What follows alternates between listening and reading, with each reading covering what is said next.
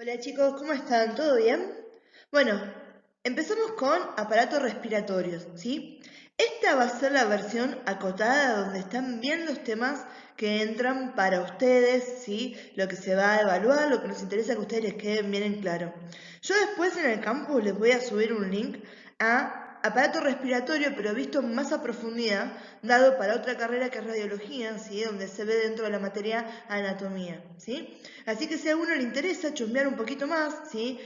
Algunas cosas que van a ir más en detalle que lo que tenemos acá, pueden también chusmearse ese video, ¿sí? Y aprender algo más. Pero para que no se me confundan y para ir realmente a las cosas puntuales que nos interesan y que tienen que saber, ¿sí? Vamos a ver esto que sería la versión acotada de este PowerPoint, ¿bien?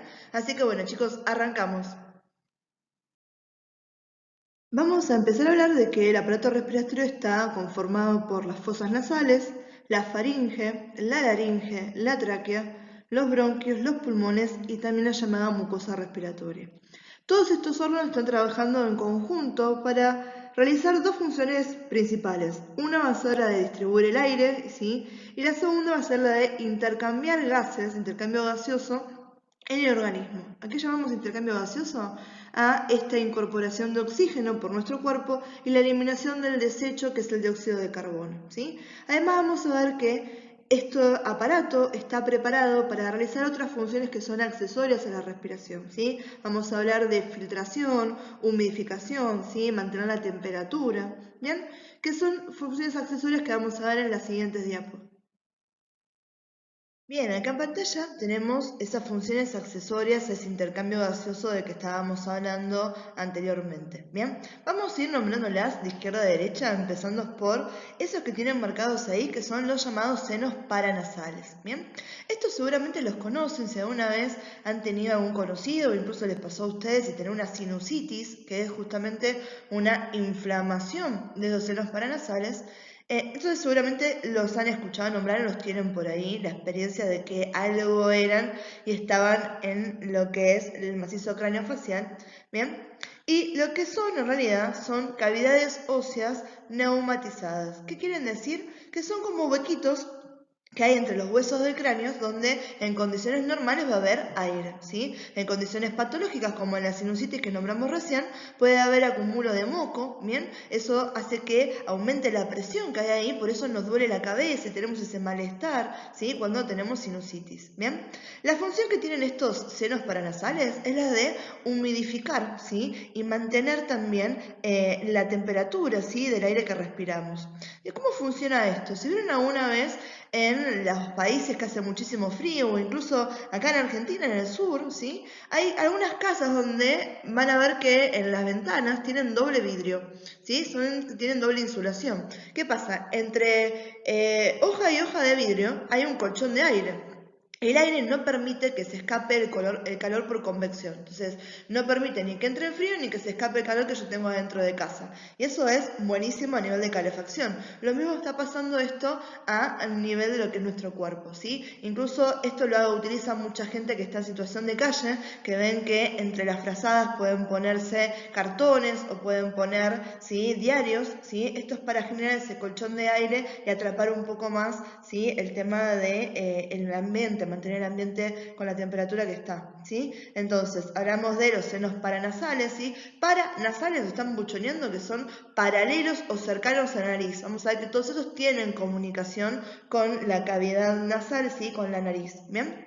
Después tenemos también hablando de nariz, ¿sí? Y siguiendo ahí para la derecha, van a ver que ahí hay un corte donde estamos viendo como de costado, ¿sí? Sería un corte sagital, la parte interior de ese dibujo, ¿sí? Lo están marcando ahí algo que tiene que ver con el aparato vascular. Estamos viendo a los vasos más chiquititos que conocemos, que son los capilares, ¿bien? Esos capilares están justamente a nivel de la nariz, bastante expuestos, ¿sí? Porque la función de esos es calentar el aire que estamos respirando, ¿sí? La sangre, que es la que está dentro de los vasos sanguíneos, esa tiene una temperatura, ¿sí? Que es la temperatura corporal nuestra, ¿sí? Mucho más elevada que la temperatura ambiente, ¿bien? Entonces lo que queremos es que no sea un shock ese aire que estamos respirando para el ambiente y entonces lo primero que hacemos es como lo calentamos, ¿sí? Ahí con el tema de la sangre, ¿sí? De los capilares, ¿bien? Entonces ahí lo que estamos haciendo es, ¿sí? Calentarlos, ¿bien? Después tenemos abajo esos pelitos horribles que están ahí en la nariz, ¿sí? Ya les adelanto que ahora lo pueden decir, se te ven las vibrisas, ¿sí? Se llaman de esa manera. O cortate las vibrisas. Y en realidad estos cumplen una función también muy importante, ¿sí? El tema es que la nariz, ¿sí? Acá estamos haciendo foco en la nariz porque volvemos a decir, ¿podemos respirar por la boca? Sí, claro, pero lo ideal y como estamos hechos es que la respiración empiece, ¿sí? Por la nariz, ¿sí? Todo el sistema está realmente hecho, ¿sí? Pensado para que sea la nariz el foco por donde respiramos, ¿bien? Entonces, estos pelitos lo que hacen es atrapar cualquier tipo de sustancias, imagínense en polvo, bien, algunas bacterias, e evitar, ¿sí? Que éstas ingresen a nuestro organismo, bien. Eso le da tiempo también a lo que están viendo al costado, que es la mucosa respiratoria, ¿sí? Hay un montón de células que tienen función secretora, ¿sí? Son células exógenas, ¿sí? Exócrinas, ¿bien? Y estas que van a secretar moco, ¿sí? Ese moco tiene una doble función. Por un lado, junto con los pelitos, el tema de atrapar, ¿sí? A las bacterias, a los virus, ¿sí? A las partículas de polvo, a todo esto y dejarlo ahí para que no pueda seguir avanzando por todo lo que va a ser el tracto respiratorio. Y lo segundo es que si nosotros no lo podemos expulsar directamente, ¿sí? Si no nos sonamos los mocos y ahora fuera y lo eliminamos, ¿sí? También le está dando tiempo a que reaccionen células de nuestro sistema inmune y que los ataquen y lo eliminen antes de que esas, ¿sí? Esos virus o esas bacterias logren encontrar sus células objetivos, su blanco, donde querían atacar y hacer la infección, que era, por ejemplo, en el pulmón o en alguna otra parte del cuerpo. ¿Bien? Entonces, para ir resumiendo, ¿cuáles son estas funciones accesorias que puede tener el sistema respiratorio?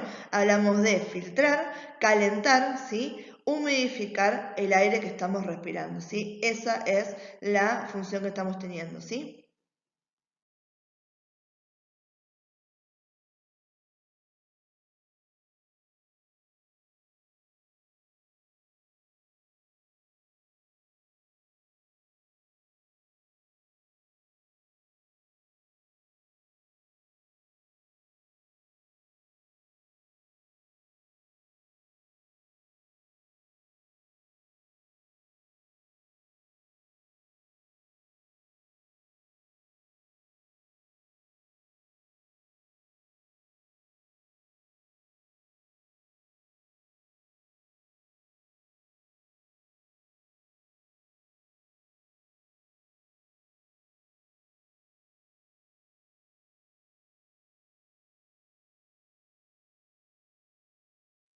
Algo interesante hablando de esos gases, ¿sí? Principalmente del oxígeno y del dióxido de carbono, es que cuando los encontramos en el organismo van a estar unidos a un tipo de células especiales que son los glóbulos rojos, ¿sí? Glóbulos rojos, también llamados hematíes o eritrocitos, son uno de los componentes de la sangre, ¿bien? Estas células vamos a ver que adquieren su color rojo característico, ¿sí? Porque en su interior tienen un pigmento proteico que se llama hemoglobina, ¿bien?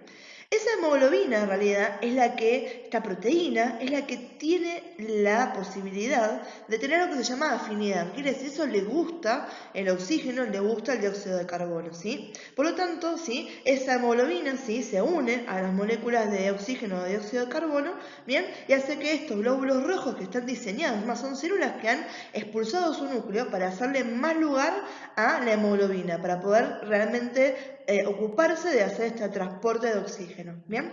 Entonces, de esa manera se puede transportar, ¿sí? Estos gases por todo el cuerpo. Ahora, una cosa con la hemoglobina, para tener en cuenta, ¿sí? Sobre todo ahora que estamos en invierno, más con todo este tema de la pandemia que uno a veces tiene todo cerrado, ¿sí? Es el tema que la hemoglobina tiene más afinidad por el dióxido de carbono que por el oxígeno. ¿Qué pasa? En condiciones normales hay mucho más oxígeno que dióxido de carbono, por lo tanto no le queda otra a la hemoglobina que agarrarse más moléculas de oxígeno. Pero si eso cambia, ¿sí? Como cuando hablamos de las intoxicaciones por monóxido de carbono, imagínense que yo me olvidé, fallé la estufa, ¿sí? O me olvidé la hornalla y de golpe hay gas en el ambiente, ¿sí? Entonces las proporciones de oxígeno las están bajando y tengo más dióxido de carbono. A la hemoglobina le gusta mucho más el dióxido de carbono. Entonces ya estoy predispuesto yo a intoxicarme, por eso es tan importante tener en cuenta el tema de dejar una pequeña ventana abierta, ¿sí? De verificar todos los sistemas de calefacción, ¿bien? El tema de los ambientes más que nada ahora en invierno, ¿bien? Ahora, otra cosa que tienen ahí en pantalla para que ustedes de vuelta ya tengan una idea de algunas cosas que van a tener los pacientes que van a ver el día de mañana cuando estén trabajando en el ambiente hospitalario, ¿sí? En el ambiente sanitario, es algo que se llama oxímetro de pulso. El oxímetro de pulso realmente nos está dando a nosotros una información sobre la saturación de oxígeno del paciente, ¿sí? Nos da una proporción de cuánta, ¿sí? Hemoglobina, o sea, cuánto oxígeno está transportando, ¿sí? Esos glóbulos rojos, ¿bien? Y eso es extremadamente importante para saber si el paciente está bien, ¿sí? Porque quizás de esa manera nos damos cuenta si el paciente está teniendo algún tipo de problema a nivel hematológico, o sea, con los valores que hay en sangre, ¿sí? Si está teniendo una anemia, ¿bien? Si está teniendo dificultades de respirar, ¿por qué es? ¿Bien? Entonces, sí, eso es más que nada para que tengan idea, ¿sí? Qué es ese aparato que van a ver que tienen un montón de pacientes generalmente puesto en los dedos. Estos son los valores de referencia que tenemos en la oximetría de pulso, ¿sí? Vamos a ver que entre 95 y 96%, una saturación del 95-99 se considera normal. Ya por debajo del 95% estamos hablando de condiciones de hipoxia. Hipoxia es falta de oxígeno, ¿bien? Esa hipoxia puede ser leve, puede ser moderada, puede ser severa. Y fíjense que no es muy amplio el rango que tenemos hasta llegar a la hipoxia severa. Del 91 al 94% estamos hablando de hipoxia leve, del 86 al 90% es una hipoxia moderada y ya por debajo del 86% estamos hablando de una hipoxia severa, ¿sí? Prestenle atención a esto la próxima que ustedes estén con los pacientes, si tienen que ir a piso y chusmeenlos para por lo menos, ¿sí? Indicar y poder encontrar este valor en las pantallas de los monitores que tienen, ¿sí? Y ya ver que es otra cosa que pueden tomar en cuenta, ¿bien? Después abajo está lo que yo les había comentado, que uno entrega oxígeno al 21% a no ser que haya expresa indicación médica. Esto para, obviamente, estos pacientes que tienen dificultad respiratoria, si tienen disnea, ¿sí? O tienen dificultad en lo que es la saturación directamente porque están anémicos, por ejemplo. Bien, acá no tenemos mucho aporte nuevo, sí, volvemos a decir que están formados por las estructuras que realizan el intercambio gaseoso entre la atmósfera y la sangre, ¿sí?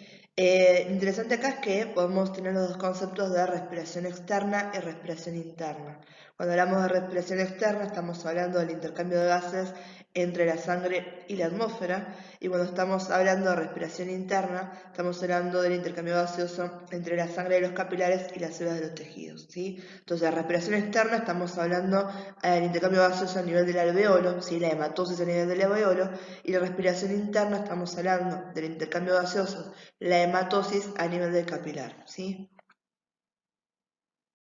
Bien, recién vimos el transporte de los gases a nivel de la hemoglobina, de los glóbulos rojos. Ahora hay una contraparte mecánica para que pueda ingresar, ¿sí? Puedan ingresar esos gases y puedan salir también los otros gases, ¿sí? Ingrese oxígeno y egrese dióxido de carbono, que es el movimiento que hacemos en la inspiración y en la expiración, ¿sí? Hay un músculo que es el encargado junto con los pulmones, ¿bien? De ayudar por generar presiones negativas a que el aire ingrese hacia los pulmones. Y ese músculo es el diafragma, ¿sí? Esperen que ponga acá el cursor, ¿sí? Ahí estamos, ¿bien? Esto que tiene marcado acá es el músculo que es el diafragma, ¿sí? Este músculo se contrae, tira para abajo y estaría haciendo lo mismo, ¿vieron que el émbolo de una jeringa? ¿Sí? Que uno lo que hace con eso ahora es presión negativa dentro de lo que es el émbolo e ingresa si líquido o ingresa aire si no tenemos puesto nada o no pinchamos, por ejemplo. Bien, en este caso pasa lo mismo, ¿sí? Se expande el tórax, se contrae el diafragma y de esa manera inspiramos, ¿sí? Ingresamos, ¿sí? Aire. Ahora, cuando el diafragma se relaja, es lo contrario, ¿sí? Ahora el tórax se contrae y lo que hacemos es exhalar, expulsar ese aire, ¿sí? Este es el mecanismo de inspiración y expiración, ¿sí? Que es necesario para que nosotros podamos respirar. Determinante que valora la función respiratoria es lo que se llama frecuencia respiratoria. Cuando hablamos de frecuencia estamos hablando que hay una relación entre el tiempo y la cantidad de respiraciones que estamos teniendo, de inspiraciones que está teniendo el paciente, ¿sí? Entonces eso se mide en respiración por minuto, ¿sí? Uno lo observa al paciente y ve, cuenta un minuto en el reloj y ve cuántas veces se baja y sube el pecho, ¿bien? Entonces, vamos a ver que esa frecuencia respiratoria, los valores normales están condicionados a la edad y al sexo. ¿sí? No es lo mismo tener un adulto que tener un pediátrico, ¿sí? Tanto los valores de signos vitales van a estar alterados, no son los mismos, ¿bien? Y también incluso el tema del sexo biológico, ¿sí? Estamos hablando de hombre o estamos hablando de mujer, ¿sí? Según la OMS tenemos un parámetro más grande que decimos que la frecuencia respiratoria normal está entre los 15 y los 20 para los adultos, ¿sí? Fíjense que me está englobando a los hombres que tienen frecuencias respiratorias de 14 a 18 respiraciones por minuto y a las mujeres que tienen frecuencias respiratorias de 16 a 20 respiraciones por minuto, ¿sí? Los chicos tienen frecuencias respiratorias más elevadas, ¿sí? Los nenes de 30 a 36 y las nenas de 20 a 30, ¿sí? Un poquito menos siempre, en este caso las nenas que los nenes, ¿bien? Hay una división en cuanto a las vías respiratorias que es más que nada clínica, ¿sí? Para poder facilitar lo que se llama la anamnesis del paciente, que es ver para dónde está el problema, ¿sí? Y buscar la información necesaria para dilucidar qué es lo que está pasando, ¿sí? Entonces, de esta manera se dividen en vía respiratoria superior, ¿sí? Y vía respiratoria inferior. La vía respiratoria superior es aquella que va a encontrarse a la altura de lo que es la cabeza, ¿sí? O sea, en realidad el macizo craneofacial y el cuello. Y la vía respiratoria inferior es aquella que está exclusivamente en esta área que es el tórax, ¿bien? Entonces, las fosas nasales, la faringe y la laringe nos quedan en lo que es cabeza y cuello, mientras que la tráquea, el árbol bronquial y los pulmones son aquellos que se encuentran en el tórax. Bien, chicos, empezamos entonces con la faringe. Bien, lo importante de acordarnos cuando hablemos de faringe es que a diferencia de las estructuras de las que venimos hablando, ¿sí? Y lo que vamos a hablar cuando toquemos laringe, acá la faringe no está constituida ni por huesos ni por cartílagos, ¿sí? Sino que se la denomina como un hemicilindro músculo-facial, ¿sí? Porque va a estar formada por mucosas, por paredes musculares, ¿sí? Y fascias. ¿Cuáles van a ser las fascias que la van a delimitar? La fascia basilar y la fascia bucofaringea, ¿sí? Como funciona, vamos a ver que va a ser una vía común tanto para el aire como el alimento, porque tiene tres porciones, ¿bien? Tenemos a la nasofaringe, también llamada rinofaringe, ¿sí? Ahí está en conexión hacia adelante con la nariz, ¿bien? Entonces ahí tenemos una vía para el aire, ¿sí? Hablamos de la orofaringe, ¿sí? Que está justamente por detrás de lo que es el istmo de las fauces, la boca. Y después tenemos a la laringofaringe, o también llamada hipofaringe, ¿bien? Que acá está en comunicación con la laringe hacia adelante y con el esófago hacia atrás, ¿bien? Entonces, tanto la orofaringe como la laringofaringe, dependiendo cuál es el mecanismo que esté en el momento, están siendo responsables de transmitir alimento o el aire, ¿sí? Porque también podemos respirar por la boca. Se dice lo ideal respirar por nariz, ¿sí? Y que en realidad la rinofaringe sería la parte comunicante hacia el aire y la orofaringe la parte comunicante hacia el alimento, ¿sí? El alimento sigue su viaje en relación hacia el esófago, el aire sigue su viaje en relación hacia la laringe, ¿sí? Después llegamos hacia la tráquea, los bronquios, etcétera, que ya lo vimos, ¿bien? Entonces, volviendo a hablar de faringe, ¿sí? En particular lo que estamos describiendo ahora, uno puede determinar sus límites. Vamos a hablar que el límite superior de la faringe va a ser la base del cráneo. Es más, vamos a encontrar que incluso en la base del cráneo vamos a ver el tubérculo faríngeo, ¿sí? Bien, punto de inserción. Ahí en el gráfico, acá a la derecha, lo tienen delimitado con rojo, ¿sí? Las partecitas donde estaría insertada la faringe, ¿sí? Es un hemicilindro porque hacia adelante está incompleto, ¿sí? Eso está cerrado hacia atrás y hacia adelante son estas vías comunicantes, por eso hablamos de un hemicilindro, como si yo lo hubiera cortado hacia la mitad, ¿sí? Sería un corte, en este caso coronal. Inferiormente se va a delimitar por la sexta vértebra cervical en cuanto a darnos una referencia de altura y al cartílago cricoides, ¿sí? También en referencia que este cartílago pertenece a la laringe, ¿sí? Y después tenemos las paredes, ¿sí? Que son estas paredes musculares donde anteriormente van a estar uniéndose con los mismos límites que constituyen a las cavidades nasales, a la cavidad oral y a la laringe, ¿bien? Entonces, de esta manera nos queda definido qué es faringe. Importante que es un hemicilindro músculo-facial, ¿sí? Vamos a ver que es una vía común, tanto para el aire como el alimento, porque está encargada de unir las cavidades oral y nasal en la cabeza con la laringe y el esófago en el cuello, ¿sí? Y cuando hablamos de límites, hablamos de un límite superior que va a ser la base del cráneo, de un límite inferior que va a ser el cartílago cricoides a la altura de la sexta vértebra cervical. Y hablamos de paredes que se continúan hacia anterior con los mismos límites que constituyen las cavidades nasales, la cavidad oral y la laringe. ¿Bien? Ahora vamos a ver cada una de estas porciones que yo les marqué ahí con colores, ¿sí? En el dibujo. Vamos a hablar de cada una de estas porciones de la faringe por separado. Bien, chicos, antes de hablar de las relaciones, acá fíjense que volvemos a repetir cuáles son esas divisiones que hablábamos recién, ¿sí? Nasofaringe o rinofaringe, orofaringe, laringofaringe o también llamada hipofaringe. Yo generalmente les hago hincapié en nasofaringe, orofaringe, laringofaringe, porque son los nombres bien buchones, están diciendo con que está teniendo contacto esa parte de la faringe, ¿sí? Igualmente, que quiera decir rinofaringe o que quiera decir hipofaringe, está correcto también, ¿sí? Yo se los pongo como son las formas en que los van a encontrar, ¿sí? Y antes de hablar otra vez de las relaciones, fíjense en acá este dibujo, donde estamos viendo un corte coronal, ¿sí? Y fíjense bien cómo esto es un hemicilindro musculofacial, ¿sí? Estamos viendo que es la mitad, ¿sí? Lo que están viendo ahí, ¿sí? ¿Se dan cuenta de que es todo muscular? Músculos y fascias, no hay ningún hueso, no hay ningún cartílago, absolutamente nada de eso, ¿sí? Ahora sí, estas son las relaciones más importantes, ¿bien? Hacia anterior va a tener contacto con el tercio posterior de la lengua, ¿sí? Y con la parte posterior de la laringe, ¿sí?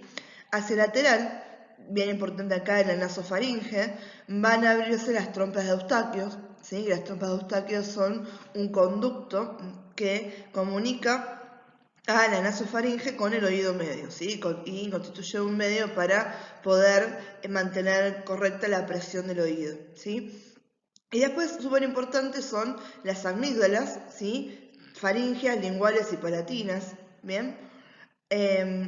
Estas amígdalas son tejido linfoide y tienen una gran función a nivel inmunológico, ¿bien? Entonces, estamos viendo que esto es una puerta de entrada tanto para el aire como para el alimento. Claramente nuestro sistema inmunitario tiene que estar alerta a ver qué es lo que está pasando. Si hay algo raro, identificarlo desde entrada, ¿sí? Entonces, ahora también esas amígdalas vamos a hablarlas, ¿bien? Cuando hablamos de la nasofaringe, estamos haciendo referencia a esta estructura que se ubica posterior a la nariz y superior al paladar blando, ¿sí? Vamos a decir que tiene una función netamente respiratoria, ¿sí? Por la nariz respiramos, ¿bien? Y en este caso está obviamente en estrecha relación con lo que va a ser la cavidad nasal, ¿sí? Es una extensión de esta cavidad nasal. Fíjense en que acá teníamos, ¿sí? A los cornetes y a los meatos, y esto que tenemos acá es la apertura de las coanas, justamente en lo que va a ser la región de la nasofaringe, ¿bien? Como esta va a ser una zona donde obviamente estamos incorporando un montón de cosas del exterior, todo lo que viene con ese aire que estamos inspirando, es obvio que tenemos que tener al sistema inmunitario listo para cualquier cosa, ¿sí? Los sistemas centinelas de alerta. Entonces, en esta región, formando lo que es el anillo amigdalino, tenemos abundante tejido linfático, ¿sí? ¿Qué es lo que tenemos justamente acá? Las que son las amígdalas faringeas y las amígdalas tubáricas. Estas amígdalas faringeas seguramente las escucharon nombrar en algún momento, que son las famosas adenoides, o como te dice la tía Rosa cuando la operaron, me operaron de las carnes crecidas que tenía en la nariz, ¿sí? Esas que están acá son las adenoides, ¿bien? Y la amígdala tubárica, ¿sí? Esta es interesante porque está justamente alrededor de la abertura de la trompa de Eustaquio, ¿sí? Esta que tenemos acá es la trompa de Eustaquio.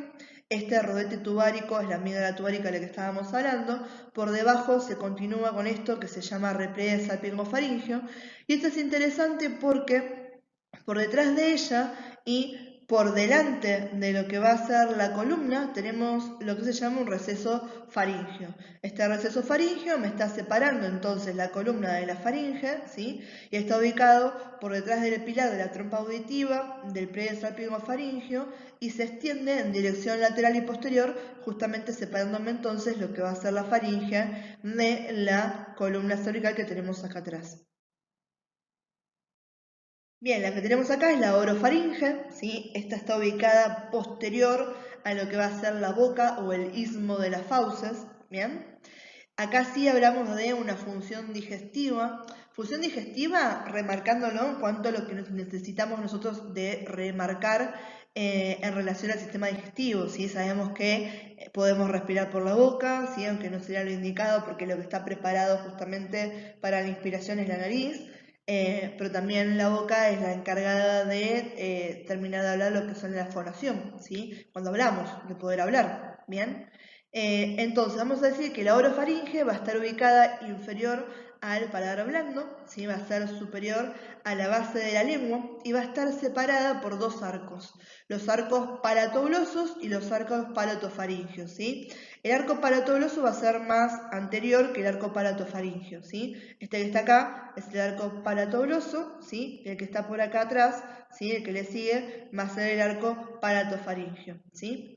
Acá de vuelta tenemos amígdalas, ¿sí? Las amígdalas, acuérdense, son de acumulaciones de tejido linfático. Estamos hablando acá de las amígdalas linguales y las amígdalas palatinas. Otra vez, estamos incorporando cosas del exterior. Acá tenemos que tener todas las cosas centinelas, ¿bien? Y la orofaringe se extiende entonces desde el paladar blando hasta el borde superior de la epiglotis. ¿Sí? Si recuerdan, el epiglotis era este cartílago en forma de hoja que pertenecía a la laringe y que justamente tenía la función de sellarme la entrada a la laringe en el proceso de la deglución para que el bolo alimenticio fuera para el esófago y no se fuera para donde no tenía que ser, que sería la parte respiratoria. La laringofaringe, ¿sí? Se va a ubicar inferior a la orofaringe, posterior a la laringe y superior al esófago, ¿sí? Esta va a estar extendiéndose desde el borde superior de la epiglotis, ¿sí? Donde justamente habíamos marcado que terminaba la orofaringe. Esta que está acá es la epiglotis, ¿sí? Entonces, desde el borde superior de la epiglotis hasta el borde superior del cartílago cricoides, ¿sí? Eso es lo que denominamos laringofaringe. Por debajo, ¿sí? ¿Quién empezaba en el borde inferior del cartílago cricoides? El esófago, ¿sí? Entonces ahí empieza el esófago, termina la laringofaringe, ¿sí?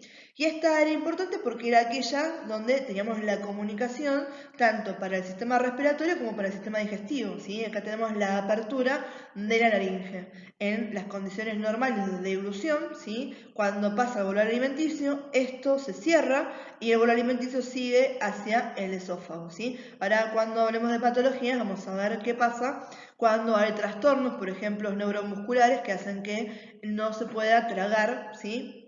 Como corresponde. Bien, cuando hablamos de laringe, este es un órgano cartilaginoso que es exclusivo del aparato respiratorio.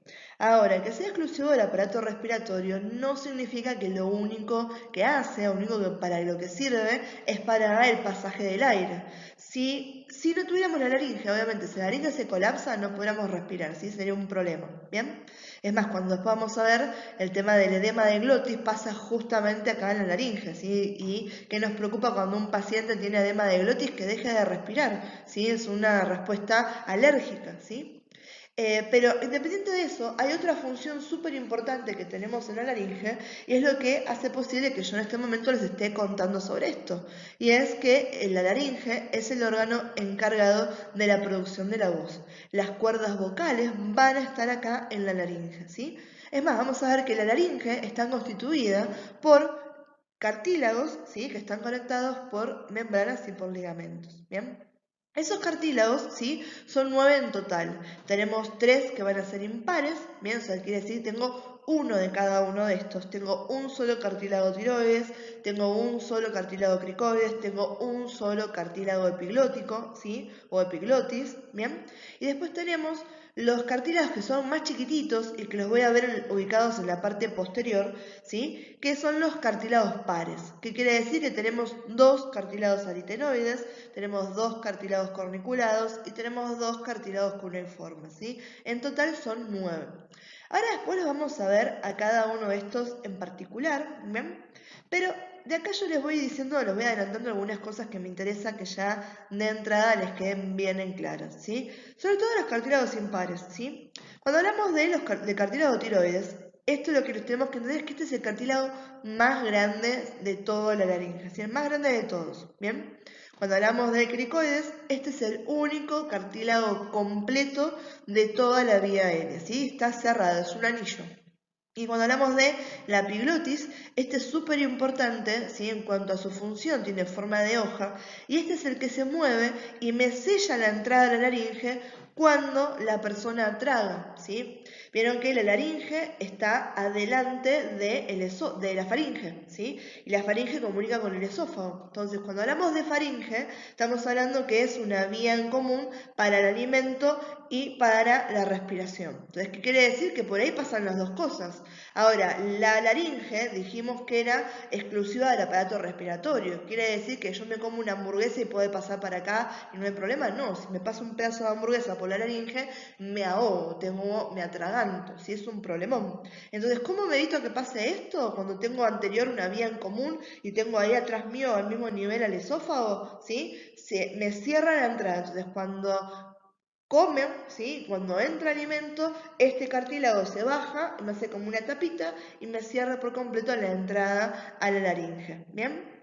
Después de los cartílagos pares, ¿sí? El más importante es el aritenoides, que en relación a este vamos a ver a las cuerdas vocales, ¿sí? Está articulado sobre el cartílago cricoides, ¿bien? Y el movimiento de eso hace que uno pueda elaborar sonido, ¿bien? Cuando hablamos de las referencias, ¿dónde encontramos en la laringe? Vamos a ver que está ubicada en la parte anterior del cuello, ¿sí? Va a empezar en la base de la lengua, en referencia con la columna cervical a la altura de la tercera vértebra cervical, ¿sí? Y después la extendemos, ¿sí? Hasta, de vuelta teniendo referencia a la columna cervical, al disco intervertebral, o sea, el espacio que tengo entre C6 y C7, entre la vértebra cervical número 6 y la vértebra cervical número 7, ¿sí? Esta entonces es comunicante, ¿sí? Ya hemos dicho que comunica la porción inferior de la faringe, la que se llama laringofaringe, con la tráquea, ¿bien? Y es encargada justamente, por esto que hablamos recién de la epiglotis, de proteger la vía aérea, sobre todo el momento de la deglución, ¿sí? Esta, ¿sí? Es la encargada, entonces la epiglotis, sobre todo, de sellarme esto para que no me pase nada, que tendría que ir a la vía digestiva en condiciones normales hacia lo que sería la vía respiratoria. Bien, empecemos a hablar de este que es el cartílago tiroides. Bien, este es súper interesante y seguramente los varones lo tienen más a la vista quizás que en las mujeres, ¿sí? Porque sí, si han escuchado hablar de la famosa nuez de Adán, les comento que no es el tiroides como a veces muchos piensan, sino que es justamente el tiroides, ¿sí? El que está haciendo esa prominencia que uno ve muy marcado en los varones, ¿bien? Esto quiere decir porque vamos a ver que el cartílago tiroides está formado por dos láminas, ¿sí? Una lámina derecha y una lámina izquierda que se unen en línea media, ¿sí? Y en ese tercio inferior, en la fusión, ¿sí? Tenemos esto que se llama prominencia laríngea, ¿sí? Ese es el nombre técnico de la famosa nuez de Adán, ¿bien? ¿Qué pasa? En los hombres, la angulación que tiene esta prominencia laríngea, ¿sí? Entre la lámina derecha y la izquierda, es mucho más aguda que en las mujeres, y la nuestra es más relajado el ángulo, ¿sí? Por lo tanto, en los hombres es más puntiagudo, para que me entiendan fácil, ¿sí? Y por eso protuye y lo vemos en el cuello de esa manera, ¿bien? Lo que nos tiene que dar en claro que es el cartílago más grande de toda la laringe, ¿sí? Cuando empieza lo nombramos acá a la altura de la cuarta vértebra cervical, ¿sí? Y vamos a ver que por encima de las láminas, ¿sí?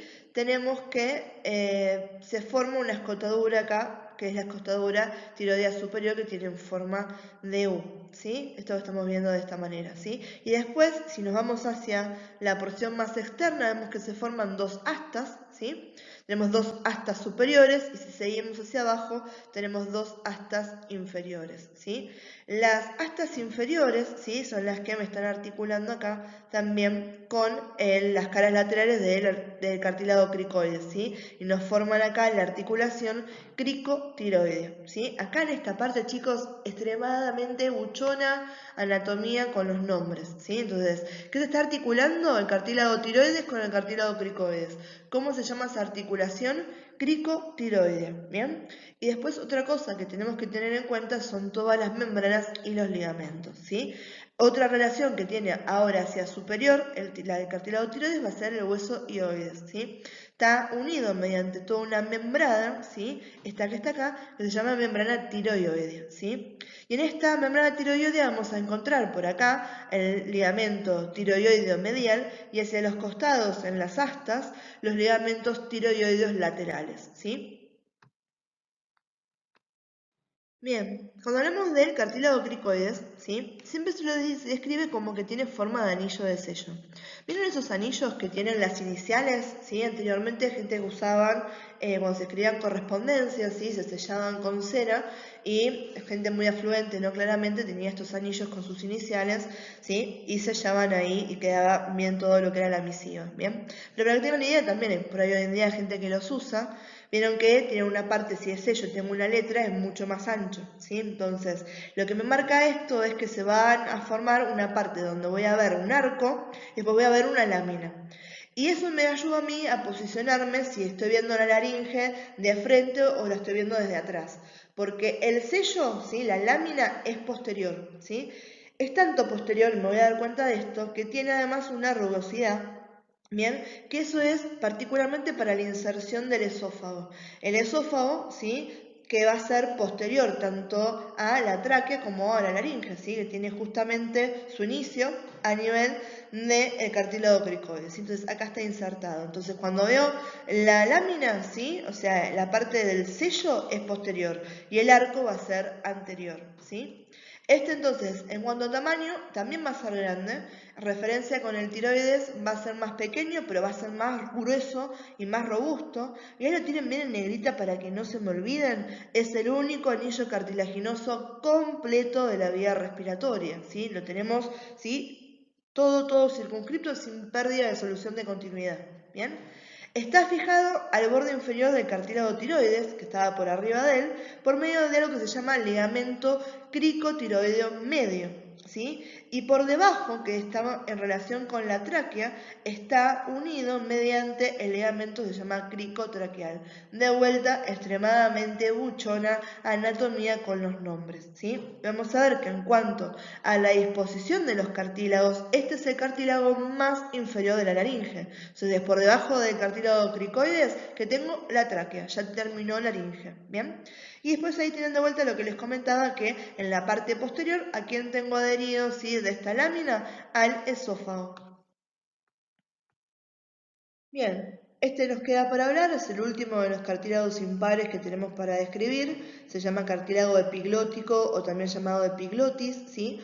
Ojo de no confundírselo con la úvula, ¿sí? O con la glotis, que son cosas diferentes, ¿sí? Epiglotis o epiglótico. Es más, cuando uno habla de epi, es por arriba de, ¿sí? Entonces, esto va a estar por arriba de la glotis, que ahora vamos a ver qué es eso, ¿sí? Entonces vamos a ver que es elástico, tiene forma de hoja, ¿sí? Acá no le pifiaron mucho, la verdad, tiene forma de hoja o forma de lengüeta, también lo pueden escuchar que está dicho de esa manera, de calzador de zapato, también en algunos libros o en algunos autores lo han descrito de esa manera, ¿sí? Vamos a ver que me doy cuenta cuál es el extremo superior porque este es el más ancho, ¿sí? Va a estar libre, se no está unido a nada, ¿sí? Y el extremo inferior, lo que se llama el tallo de la epiglotis, vamos a ver que está insertado en ese ángulo formado por las láminas tiroideas, ¿sí? Mediante ese ligamento que ya lo habíamos nombrado, que era el tiro epiglótico. Este tiene una unión también, ¿sí? En la cara anterior, ¿sí? Está relacionado con el hioides, ¿sí? Mediante un ligamento que este es bien chiquitito, ¿sí? Que se llama ligamento hioepiglótico, ¿sí? En cuanto a la ubicación general de este cartílago, va a ser posterior a la base de la lengua y posterior al hioides, ¿sí?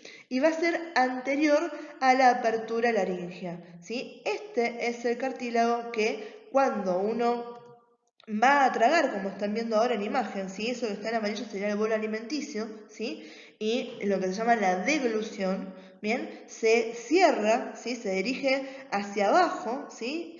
Sellando la entrada de la laringe y haciendo que el bolo alimenticio, ¿sí? Se dirija, cambia, se direccione hacia la hipofaringe, también llamada laringofaringe, y hacia el esófago. De esta manera protege a la vía respiratoria de que otra cosa que no sea aire pasa para donde esté ella. Bien, chicos, empecemos a hablar de los cartílagos pares. Los primeros que vamos a nombrar son los cartílagos aritenoides, ¿bien? Y estos los nombramos primero porque son los más importantes para tener en cuenta. ¿Importantes por qué? Porque en ellos vamos a identificar, ¿sí?, que se insertan los ligamentos vocales. El ligamento vocal son las cuerdas vocales, ¿sí? Y sin ellas y sin la articulación que ellos tienen con el cartílago cricoides, que lo están viendo ahí en el GIF animado abajo, que estos se mueven, y de esa manera me pueden, ¿sí?, aproximar, tensar y relajar esos pliegues vocales. Nosotros no podríamos emitir sonido, ¿sí? Sin estos cartílagos, ¿sí?, la forma en que estamos funcionando y sus relaciones, no podría cumplir la laringe con su otra función, que era la de ser el órgano encargado de la producción de la voz. Bien, entonces vamos a ver que estos son los más grandes de los cartílagos pares, tienen forma piramidal, ¿sí?, o triangular, con un vértice superior y una base inferior, y es justamente esta base la que está en relación con el cartílago cricoides y nos está formando esa articulación cricoaritenoidea. Bien, entonces, en cada uno de estos cartílagos nosotros vamos a poder identificar, ¿sí?, un vértice que va a ser superior, ¿sí?, en el cual vamos a tener relacionado al cartílago corniculado, ¿sí?, ahí se articula el cartílago corniculado, ¿sí? Después vamos a ver que tiene dos apófisis, una apófisis que va a ser anterior, ¿sí?, que va a ser la apófisis vocal, esta que está acá, y una apófisis que va a ser posterior, que va a ser la apófisis muscular, ¿bien? La apófisis vocal esta es súper importante porque en ella se está insertando el ligamento vocal. El ligamento vocal son las cuerdas vocales verdaderas, ¿bien? Por arriba de ella, ¿sí?, tenemos acá en esta superficie, ¿sí?, otra rugosidad, que es para que pueda insertarse otro ligamento que se va a llamar ligamento vestibular. El ligamento vestibular van a ser las cuerdas vocales falsas, ¿sí? Vieron que vestíbulo viene de arquitectura, ¿sí? Vestíbulo es el lobby que yo tengo antes de entrar a casa, por ejemplo, ¿sí? Un vestíbulo es antes de la entrada. En este caso, eso nos viene a la importancia que tienen las cuerdas vocales. Este ligamento vestibular lo tengo antes, fíjense que está arriba, ¿sí?, y lo que hace es protegerme un poco a esas cuerdas vocales, ¿sí? Pero esto para que les quede bien en clara. Ligamento vocal, cuerdas vocales verdaderas. Ligamento vestibular, cuerdas vocales falsas. ¿Bien? Y cuando hablamos de la apófisis muscular, ¿sí?, esta se llama de esa manera porque justamente está prestando inserción a músculos, ¿sí?, a los músculos que van a ser los cricoaritenoides lateral y posterior, ¿sí? Eso, los músculos, esos no me interesan demasiado. Sí que se acuerdan, ¿sí?, el tema de la articulación cricoaritenoidea, que tiene que ver con movilizar a estos pliegues vocales, estas cuerdas vocales verdaderas que se insertan en la apófisis vocal, ¿sí? Eso es lo que más me interesa que tengan en claro de todo esto, ¿sí? Bien, en cuanto a la descripción de cartílagos, nos quedan todavía estos dos cartílagos pares, que son los más chiquititos, ¿sí? Tenemos a los cartílagos corniculados, también conocidos como cartílagos de Santorini, y también a los cartílagos cuneiformes, a los que pueden leer como cartílagos de Morgagni, ¿bien? Los cartílagos corniculados son los que se van a articular en los vértices del cartílago aritenoide, son estos que están acá. Son pequeños, son de forma cónica, ¿sí? Tienen ahí como, ¿sí?, pequeña forma de cuernito, que eso es lo que hace que se le diera este nombre, ¿bien? Y después los cartílagos cuneiformes, ¿sí? Estos son bien chiquititos. Acá la imaginación de vuelta de los anatomistas es alucinante y le dieron forma de palo de golf, ¿sí? Para mí tienen forma de grano de arroz, pero bueno, pónganle, por forma de palo de golf es literalmente como se lo describen los libros de anatomía, ¿sí? Estos son anteriores. ¿Acá qué se refieren? Son anteriores y superiores, o sea, no están no están en la misma línea, ¿sí?, superiores a los corniculados, sino que están ligeramente hacia adelante, ¿bien? Están suspendidos en algo que se va a llamar la membrana fibroelástica, que está encargada de unir a los cartílagos aritenoides con los bordes laterales de la epiglotis, ¿sí?, este cartílago que teníamos impar, ¿sí?, también de la laringe, ¿bien? Y la función en conjunto que tienen los cartílagos corniculados y los cartílagos cuneiformes es darle rigidez a los que se van a llamar repliegues ariepiglóticos, ¿sí?, que ahora los vamos a ver. Bien, chicos, y acá tenemos algo importante. Ahora en un ratito les vuelvo a nombrar, ¿sí?, eso que habíamos quedado en la diapo pasada del ligamento o el repliegue ariepiglótico, ¿sí?, a que le está dando rigidez estos últimos cartílagos pares chiquititos, ¿bien? Ahora piensen, hasta ahora estamos hablando de una estructura, ¿sí?, cartilaginosa, que me forma un órgano que va a ser la laringe, pero no hablamos de demasiadas articulaciones. Entonces, realmente, ¿qué es lo que me está manteniendo todo esto unido? ¿Sí? Y ahí entra la importancia de conocer a los ligamentos y las membranas.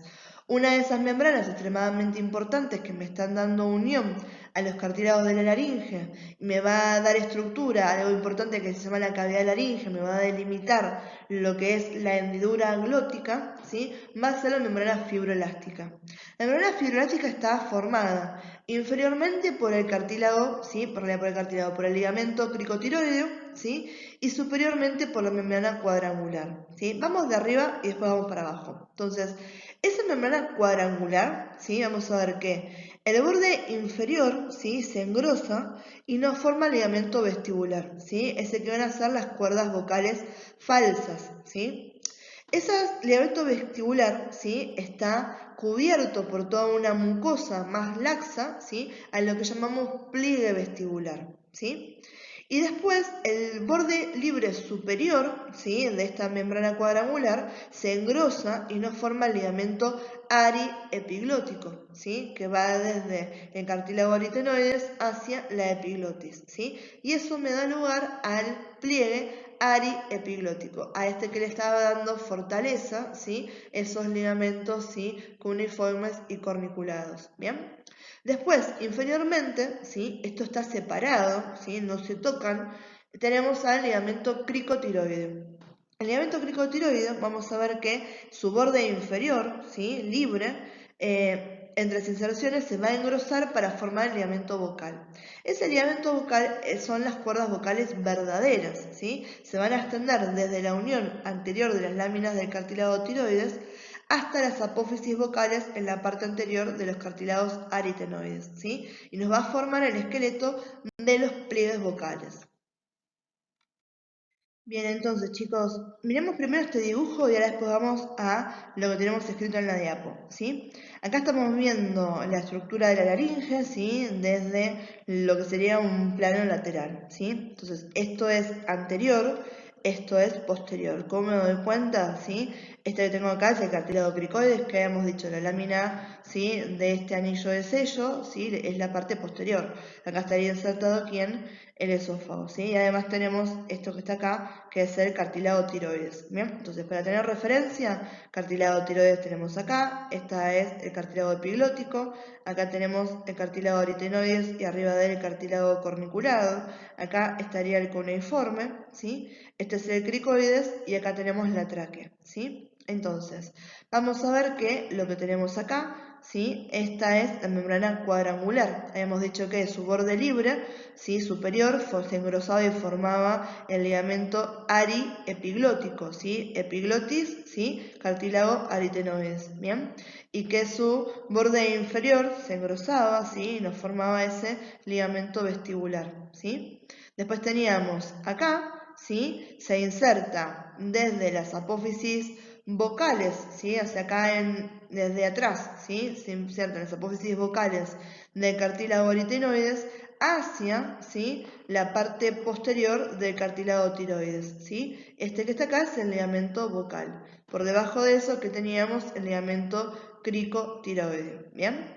Ahora, cuando hablamos de esto, ¿sí?, acá no lo vamos a poder ver, ahora vamos a pasar a la próxima diapo, lo estamos viendo desde arriba, vamos a ver que el aparato vocal de la laringe va a ser la glotis. La glotis está formada por los pliegues vocales, las apófisis vocales y la hendidura glótica, que es el espacio que queda delimitado por el medio, ¿sí? Vamos a tener también a los pliegues vestibulares, ¿sí? Hacia los costados, ¿bien?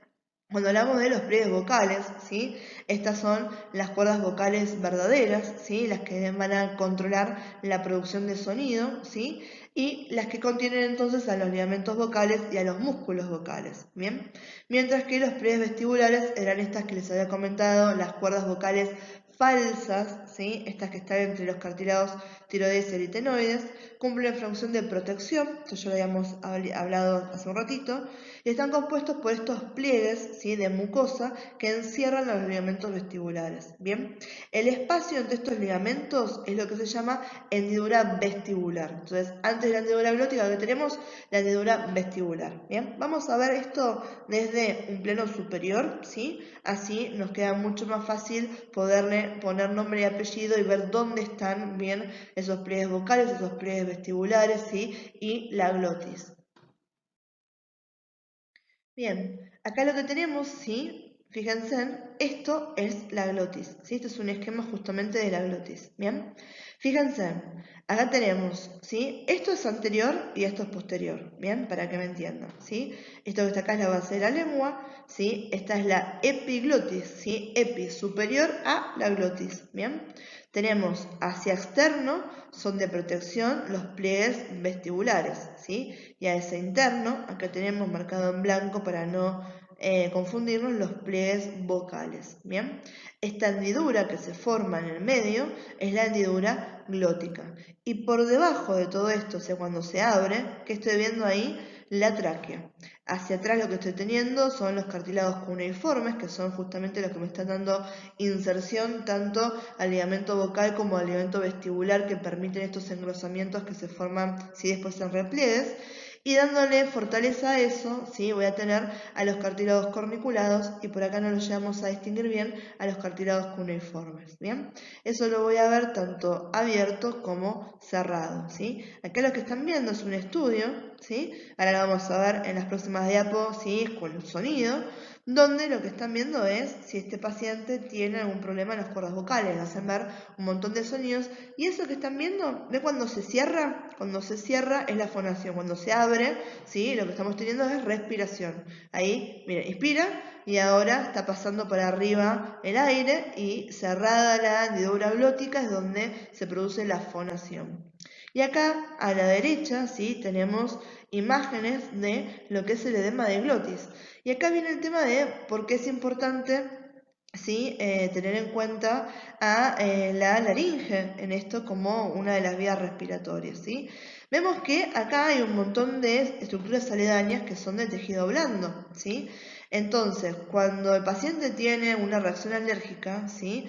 Donde se produce este edema de glotis, ¿bien? Y aumenta de tamaño todo esto, ¿sí? Lo que nos preocupa es que esto cierra por completo acá a la faringe, a la laringe, ¿sí? Y si esto queda así trabado, ¿sí? Queda cerrado de esta manera, como están viendo acá en la imagen, el paciente deja de poder respirar, porque allá acá no hay pasaje de aire, ¿sí? Acuérdense que acá estábamos hablando, esto es exclusivo del sistema respiratorio, ¿sí? Entonces, si no hay pasaje de aire, el paciente me deja de respirar y es algo con lo cual tengo que actuar. Y acá vamos a ver si mediante un instrumento que se llama laringoscopio, ¿sí? Uno puede chusmear cómo están, ¿sí? Las cuerdas vocales, ¿sí? El estudio se llama laringoscopía, ¿bien? De esta manera se puede observar, ¿sí? Las cuerdas vocales, ¿bien? Acá estamos viendo, esto chicos lo saqué literalmente, estaba viendo Hannibal, que es una de mis series que más me gusta, y vi esta parte y dije, para los chicos de la anatomía, para la laringe. Fíjense cómo está cantando. Y ahí nos fuimos a la boca, ¿sí? Y después acá es un estudio más médico.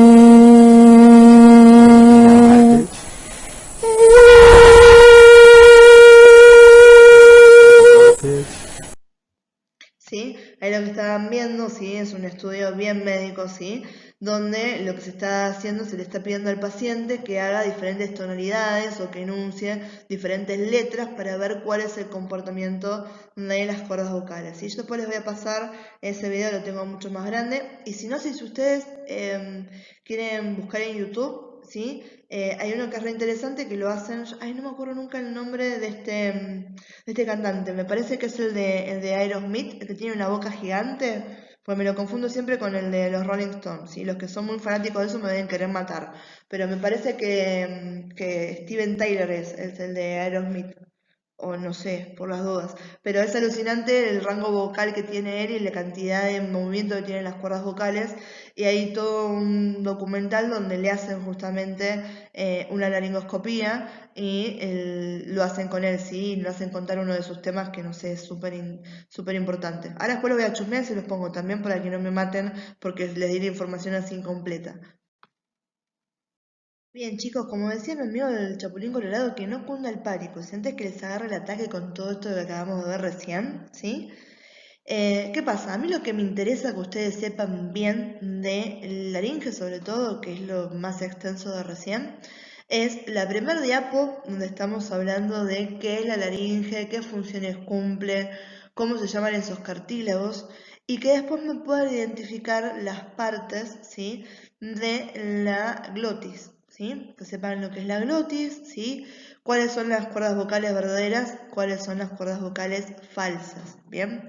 ¿Qué pasa? Si yo no les hablaba de los ligamentos y demás, nunca van a saber entender qué eran esas cuerdas vocales. A mí me interesa desde explicárselos que ustedes lo entiendan, ¿sí? Ahora, de vuelta, yo sé que es un montón y que falta todavía, entonces vamos a ir acotando y yo siempre soy consciente de eso y les voy avisando qué es lo que me interesa que ustedes realmente ¿sí? Aprendan, ¿sí? Que les quede eso porque es importante que lo puedan encontrar el día de mañana, ¿sí? Entonces eso es lo que a mí me interesa que ustedes puedan entender bien, ¿sí? Sobre laringe, ¿sí? La primer diapositiva completa de laringe donde se habla de la presentación, una característica en particular de cada uno de los cartílagos, tenemos que conocer los nombres que tienen, ¿sí? Y poder identificar las partes de la hendidura glótica, ¿sí? Lo que es la glotis, ¿bien? Bien, chicos, cuando hablamos de la tráquea, vamos a decir que es una estructura cartilaginosa que está compuesta de 15 a 20 anillos que son incompletos, ¿sí? Que tienen forma de C. Ahora se los voy a dibujar para que me entiendan qué es lo que estamos hablando. Para que tengan idea, las relaciones, donde uno puede decir, bueno, de dónde a dónde va, esta estructura que está acá arriba, que yo les acabo de marcar ahí con un corchete, le voy a poner la L de laringe, ¿sí? Laringe es toda esta estructura que está acá, que está formada por cartílagos. Este cartílago grande que vemos acá, le voy a poner la T de cartílago tiroides, ¿sí? Y este cartílago que está acá, ¿sí? Es el cartílago que se llama cricoides, ¿sí? Fíjense que acá tienen los nombres, cartílago cricoides por acá y cartílago tiroides, y también les dice acá que es la laringe, ¿sí? Pero por las dudas vamos marcando. Entonces, todo lo que me va a quedar acá de verde para abajo, ¿sí? Esto que está acá, esa es la tráquea, ¿sí? Eso que marqué de verde. Ya acá, ¿sí? Ahora lo voy a marcar con violeta, ya esto, para este lado y este para el otro lado, ¿sí? Esos son los bronquios. El bronquio derecho, ¿sí? Este que estoy escribiendo ahora, y este que está acá va a ser el bronquio izquierdo, ¿bien? Ahora, volvamos a esa referencia. Antes que nada, ¿sí? Esta parte que está acá, ¿sí? Que la voy a resaltar acá con amarillo, la carina, ¿sí? Con C de cama, ¿no? Con K de Karina, nuestra amiga, ¿sí? Esa es el lugar donde se bifurca la tráquea en estos bronquios principales derecho e izquierdo, ¿sí? Acá se marca lo que se llama ángulo de Lewis, ¿sí? O el ángulo externo del tórax, ¿sí? También súper importante. Entonces, cuando decimos de dónde a dónde va la tráquea, va desde el cartílago cricoides, ¿sí? Hasta la carina, ¿bien? Y volvemos ahora a ese concepto de que son anillos cartilaginosos incompletos. Yo lo que les voy a dibujar acá es como si estuviéramos viendo la tráquea desde arriba, ¿bien? Sería un corte, ¿se acuerdan de los planos que vimos? Un corte axial, ¿sí? Entonces, vamos a dibujar acá, ¿sí? Y esta que está acá sería la tráquea, ¿bien? Entonces tiene forma de anillo, ¿sí? Así de C, incompleto para atrás, ¿bien? Entonces, esperemos que voy a marcar acá. Esta parte de acá sería anterior, ¿sí? Esta parte de acá sería posterior, ¿bien? Ahora, son anillos incompletos, ¿sí? Fíjense en que no terminé de cerrar esto, pero no quiere decir que la tráquea quede abierta. La parte de atrás de la tráquea está tapizada por lo que se llama el músculo traqueal, ¿sí? Que es músculo liso, ¿bien? Entonces acá vamos a dibujarlo con rojo, ¿sí? Ahí tenemos tapizando esta parte de atrás las fibras musculares que son de este músculo liso, ¿bien? Entonces, de esa manera nos queda cerrado todo lo que es esta vía respiratoria, ¿sí? Tenemos cartílago hacia adelante y hacia los laterales, y en la parte de atrás está tapizada por este músculo, ¿sí? Liso, ¿bien? E inmediatamente por detrás tenemos a una estructura que pertenece al sistema digestivo, ¿sí? Yo lo voy a dibujar acá en violeta, ¿bien? Ahí más o menos. Ahí estamos. Ese que está ahí sería el esófago, ¿sí? El esófago está pegadísimo a la parte de atrás de la tráquea, ¿sí? Viene tráquea y viene esófago, ¿sí? El esófago forma parte del sistema digestivo, ¿sí? Mientras que obviamente tráquea pertenece al sistema respiratorio, ¿bien? Eso más o menos para que me entiendan qué es lo que estábamos hablando, ¿sí? Dónde están esas referencias, y ahora quédense tranquilos que en la próxima diapo lo vemos todo de vuelta. Decimos que la tráquea es un tubo fibrocartilaginoso, ¿sí? Que está formado por una serie de 15 a 20 anillos incompletos en su región posterior. ¿Se acuerdan que habíamos dicho que tenían forma de C, donde la parte abierta de la C nos quedaba para atrás y eso estaba tapizado por el músculo, ¿sí? Liso, que acá vamos a poner el nombre y apellido, se llama músculo traqueal, ¿sí? Es un tipo de clasificación de músculo liso involuntario. Si ustedes se acuerdan liso, perfecto. Ahí lo que están viendo en la imagen, ¿sí? Hicieron un agujerito en lo como fuera a hacer una traqueostomía, por ejemplo, y están viendo a través de ese agujero lo que sería la pared posterior y cómo está tapizada por músculo y no cartílago, ¿bien? Habíamos dicho que se extendía desde la laringe, ¿sí? A nivel de la sexta vértebra cervical, en el borde inferior del cartílago cricoides, y que iba a extenderse aproximadamente unos 12 centímetros hasta la altura del ángulo esternal o el famoso ángulo de Lewis del tórax, donde se bifurcaba en esta estructura, ¿sí? Que se llamaba la carina con C de cama y se dividía en los bronquios principales derecho e izquierdo. ¿Bien? Toda esta tráquea va a estar tapizada también por toda lo que es mucosa respiratoria y la función principal va a ser transportar el aire hacia y desde los pulmones, ¿sí? Y ese epitelio que tiene, ¿sí? También me va a movilizar todo el moco que esté cargado de los productos de desecho hacia la faringe para poder expectorarlo y expulsarlo a través de la boca, ¿sí? Entonces, ¿qué es lo más importante de recordar la tráquea? Que es una estructura fibrocartilaginosa, ¿sí? Incompleta en su parte posterior, tapizada por músculo liso, que se extiende desde la sexta vértebra cervical en el borde inferior del cartílago cricoides hasta la altura del ángulo de Lewis, ¿sí? Donde se bifurcan la carina en los bronquios principales derecho e izquierdo. Y esa referencia de las vértebras, ¿sí? Para que ustedes lo sepan, de vuelta chicos, yo después les pongo, si quieren, un anexo para que se puedan chusmear desde lo que es el canal de YouTube, el PowerPoint narrado de columna, ¿sí? Por lo menos la primera parte para tener una idea. Pero más que nada para que para que sepan ahora, ¿sí? La columna vertebral ya la hemos nombrado cuando vimos esqueleto axial y apendicular y vimos que era bien un eje, ¿sí? Eso que estaba uniendo, ¿sí? Un montón de las partes del esqueleto. Como tal es un gran punto de referencia, ¿sí? La columna se separa según las características que tengan los huesos que la componen, que se llaman vértebras, ¿sí? En regiones. La primera región, que es la cercana a la cabeza, a la que confiere la parte del cuello, se llama región cervical.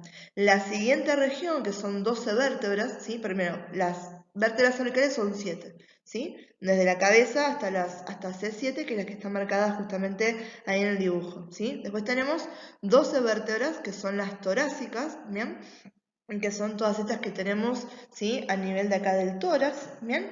Después tenemos 5 vértebras que van a ser las vértebras lumbares, ¿sí? Ahí viene la parte de la cintura, ¿sí? Y después tenemos vértebras que van a estar fusionadas, donde tienen menor movilidad, que nos conforman la parte del sacro y del coxis, ¿sí? Que es donde estaría terminando la columna, ¿bien? Entonces, a las vértebras se las nombra, ¿sí? Con la inicial, ¿sí? De cómo empieza su nombre, por ejemplo, cervicales empieza con C, entonces C, y son 7, C1, C2, C3, C4, C5, C6, C7. Torácicas, ¿sí? Entonces T1 hasta T12. Lumbares, L1 hasta L12, ¿sí? Entonces, como sabemos que tenemos un eje, ¿sí? Y como vienen dispuestas, que después de que termina C7 tengo a T1, ¿sí? Y después de que tengo a T12 tengo a L5.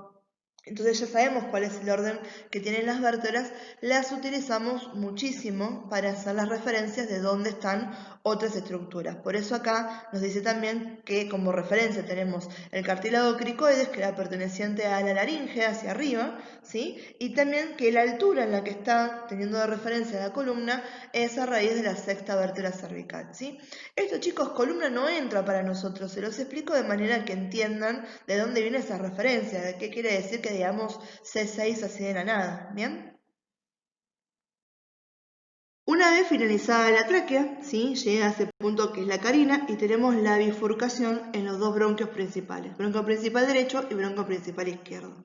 Cuando hablemos de bronquios vamos a hablar los bronquios con sus relaciones, ¿sí? De vuelta para poder poner en perspectiva las estructuras aledañas, ¿sí? Que están relacionadas con ellos mismos, y los vamos a definir en manera comparativa el derecho con el izquierdo, que es una forma de poder asentar cuáles son las características de cada uno, ¿sí? Entonces, a bronquio principal derecho, en algunos libros también lo van a encontrar como llamado bronquio eparterial. Entonces, decirme bronquio principal derecho o decirme bronquio eparterial es exactamente lo mismo. Vamos a ver que este bronquio con respecto al bronquio izquierdo es más corto, más vertical y más ancho, y además se termina dividiendo en tres ramas que me van a llevar el aire al pulmón derecho. Esto tiene que ver porque el pulmón derecho tiene tres lóbulos, ¿sí? Y en el pulmón izquierdo, perdón, tengo dos lóbulos, ¿sí? Entonces también 3 y 2, ¿sí? Ahora no me están viendo, pero yo siempre les digo lo mismo, 3 del lado derecho, 2 del lado izquierdo. Y lo que estoy haciendo ahora es hacer un símbolo de 3 y me lo estoy apoyando en el pecho del lado derecho, y un símbolo de 2 y lo estoy apoyando en el pecho del lado izquierdo. Y ese 3 y 2 siempre se los digo de esa manera porque es una relación que vamos a tener a nivel de los pulmones, 3 lóbulos y 2 lóbulos, y cuando veamos corazón, le hablemos de las válvulas cardíacas, que son aurículo-ventriculares, que me están comunicando dos cámaras, que es la aurícula con el ventrículo.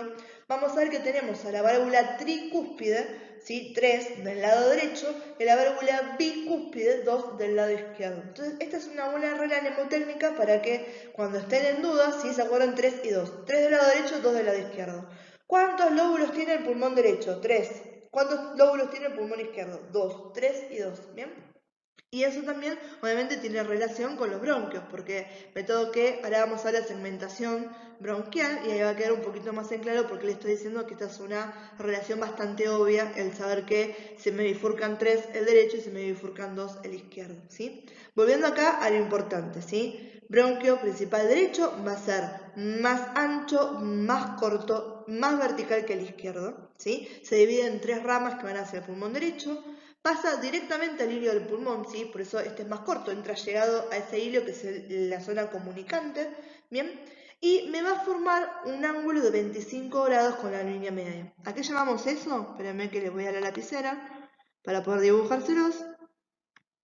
Bien, entonces si yo trazo una línea recta, que acá no me va a salir muy recta, más o menos, entonces este ángulo es de 25 grados, ¿bien? Entonces, ¿por qué me sirve a mí saber que este bronquio principal derecho es más ancho, más corto y más vertical que el izquierdo? Porque cuando hablemos de obstrucciones de la vía aérea, que es una de las cosas por las que vienen un montón de gente a las guardias y que tienen que pasar por rayos, ¿bien? Sobre todo si están en un lugar donde tienen guardia pediátrica, que a los chicos les encanta tragarse cosas, vamos a ver que ¿dónde va a ser el primer lugar donde lo busque? Va a ser más fácil que eso caiga del lado derecho que caiga del lado izquierdo, porque estoy diciendo que tengo algo que es más vertical, es más ancho, ¿sí? Y además es más corto y entra directo al pulmón. Entonces, cuando estoy buscando una obstrucción de la vía aérea baja, que sé que estoy a nivel de los bronquios, primero llevo mi vista hacia el lado derecho. Si ahí no lo encuentro, ahí empiezo a chusmetear un poco más al lado izquierdo, porque en la mayoría de los casos, ¿sí? La mayoría de los casos va a estar esa obstrucción del lado derecho porque por cuestión de probabilidad y fisiología es uno de los lugares más fáciles que tiene para caer.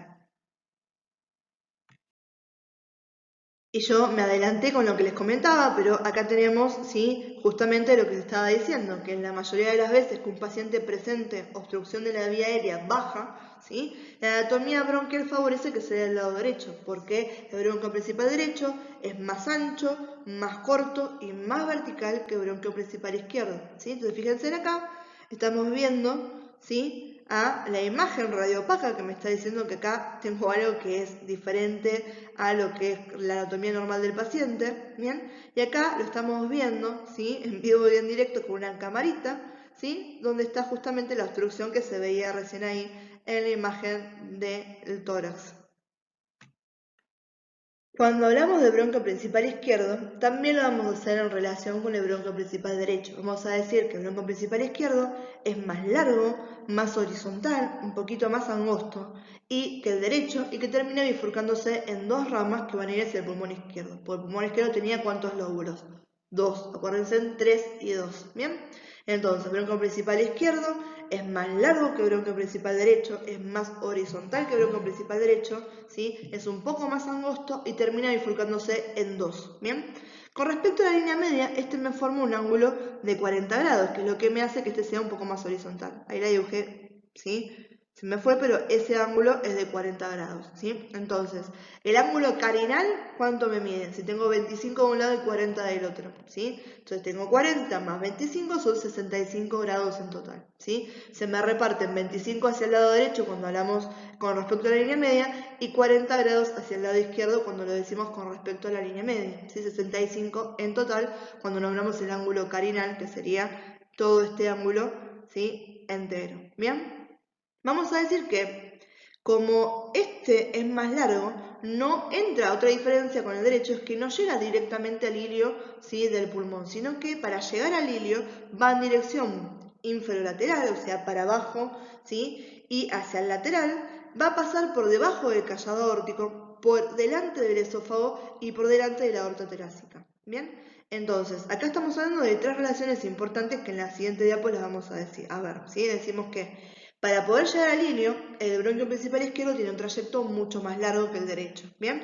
Es en dirección infralateral, va a pasar por debajo del callado aórtico y por delante del esófago y la aorta torácica. Ahora lo vemos en el siguiente gráfico. Bien, chicos, acá vamos a hablar ahora del árbol bronquial. Si estamos yéndonos ahora más a profundidad, donde estamos yendo de lo más grande a lo más chiquito, ¿sí? Porque las estructuras están teniendo esa disposición. ¿Y por qué le decimos árbol bronquial? Fíjense que acá yo lo que hice, esta es la disposición normal y acá se los di vuelta, ¿sí? Es como si la tráquea fuera el tronco, los bronquios principales derecho e izquierdo fueran las dos ramas grandes que tiene y todas las demás segmentaciones son lo que me daría toda la copa del árbol, ¿sí? Entonces decimos que el árbol bronquial corresponde a la segmentación que ocurre con los bronquios dentro de los pulmones. Acá ya estoy dentro del pulmón, ¿sí? Entonces voy a ver que acá estoy en la región extrapulmonar, ¿sí? Los bronquios principales derecho e izquierdo y la tráquea están por fuera del pulmón. Y todo esto que estamos viendo acá en color y demás, ¿sí? Estamos viendo que todo esto está sucediendo dentro del pulmón, ¿sí? Es una segmentación intrapulmonar. Los componentes de los que vamos a hablar van a ser bronquios lobulares, bronquios segmentarios, bronquiolos terminales y respiratorios y los famosos alveolos, que es donde vamos a realizar el intercambio gaseoso. Bien, entonces vamos a comenzar en los bronquios principales, derecho e izquierdo. Estos bronquios principales, derecho e izquierdo, se me van a dividir en bronquios lobares, ¿sí? Los bronquios lobares van a ir cada uno a sus respectivos lóbulos de pulmón, ¿sí? 3 para el lado derecho, 2 para el lado izquierdo. Esos bronquios lobares, ¿sí? A su vez, ¿sí? Que tengo uno por cada lóbulo, se me van a dividir en bronquios segmentarios, ¿sí? Hay segmentos bronquiopulmonares, que eso es muy importante, ¿sí? Vamos a ver que los segmentos broncopulmonares son el elemento funcional independiente más pequeño del pulmón. ¿Qué quiere decir? Que yo puedo llevarme uno de estos, ¿sí? Y no afecta al resto, porque cada uno de ellos es independiente al resto. ¿Bien? ¿Qué quiere decir? Que Estos segmentos broncopulmonares, que tenemos 10 en cada lado, van a tener su propio bronquio segmentario y sus ramas de la arteria acompañante y de la vena acompañante. Entonces fíjense que tienen todo, me llega aire, me llega sangre y se va la sangre con todo lo que es de desecho. Tengo todo para funcionar solitos. Bien, entonces estos se llaman segmentos broncopulmonares, son el segmento funcional independiente más pequeño del pulmón. ¿Por qué son independientes? Porque tienen el propio aporte, ¿sí? O sea, cada uno tiene individual el aporte de un bronquio segmentario y de la arteria y la vena acompañante, ¿sí? Por lo tanto, tengo acceso a todo lo que necesito para que me vivan y realicen sus funciones las células que tengo en ese segmento broncopulmonar, ¿sí? Y a niveles de la clínica, ¿por qué nos interesa identificarlos? Porque uno puede llevarse un pedacito de pulmón y no estoy afectando la función del órgano, ¿bien? Cuando más adelante vean radioterapia, yo les voy a decir que esto tenemos una diferencia entre órganos que están organizados en serie o están organizados en paralelo, ¿sí? En este caso, el pulmón es un caso de órgano que está realizado en paralelo, que quiere decir que yo puedo afectar a una cosa, pero al resto, por suerte, no le hago nada, ¿sí? Eso es para que tengan una idea de que cómo estos conceptos los seguimos viendo a lo largo de toda la carrera, ¿bien? Ahora, no termina ahí. Esos bronquios segmentarios, ¿sí? Se me siguen dividiendo hasta formar estructuras que son más pequeñas que un bronquio, a las que vamos a llamar bronquiolos. Los bronquiolos, a su vez, me dividen en dos. Tengo bronquiolos terminales y bronquiolos respiratorios, ¿sí? Esos bronquiolos respiratorios son los que se me continúan con los alveolos, los conductos alveolos en realidad primero, ¿sí? Tengo entonces bronquio lobular, ¿sí? Bronquio segmentario, bronquiolos. Bronquiolos tengo dos tipos, bronquiolos terminales y bronquiolos respiratorios. El respiratorio es el que se me continúa primero con los conductos alveolares y que después termina en los sacos alveolares donde tengo los alveolos, que los alveolos son la parte, ¿sí?, anatomofuncional esencial del pulmón, porque ahí es donde voy a llevar a cabo lo que se llama hematosis, que es el intercambio gaseoso del capilar con el alveolo en este caso, ¿sí? Entonces, ahora en la siguiente imagen lo vamos a ver con dibujos, pero si los quiero redactar una vez más para que nos queden bien claros estos conceptos. Veníamos de la tráquea. La tráquea se me bifurcó en los bronquios principales derecho e izquierdo. Cada bronquio principal se me divide en bronquios lobares. Los bronquios lobares se dividen en bronquios segmentarios. Los bronquios segmentarios se van dividiendo cada vez más hasta terminar en las estructuras más chiquititas que se llaman bronquiolos. Bronquiolos tengo dos tipos, bronquiolos terminales y los bronquiolos respiratorios. Los bronquiolos respiratorios son aquellos que se continúan con los conductos alveolares que terminan en los sacos alveolares donde tengo los alveolos, que es esa unidad anatomofuncional del pulmón. Entonces, fíjense, acá tenemos en forma de dibujo lo que habíamos hablado recién.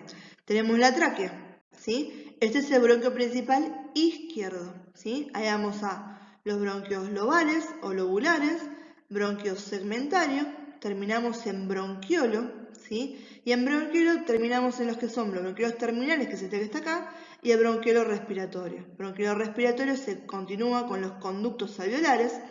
Estos que están acá, así como forma de racimo, es el saco alveolar. Y cada una de estas bolitas, cada una de estas uvas, para que se dé con la analogía, son los alveolos. ¿Bien? Esto que está acá es una imagen agrandada de lo que sería el alveolo. Y acá tenemos el capilar. Y lo que está pasando acá se llama hematosis. Bien, entonces, por eso decimos que el alveolo es la unidad estructural básica del intercambio gaseoso y donde se produce este efecto se llama hematosis. Bien. Bien, acá tenemos un concepto de hematosis que seguramente lo tienen que tener bien de anatomía 2 porque se da en esa materia, ¿sí? Estamos hablando del intercambio gaseoso que se produce a nivel de los alveolos, ¿sí?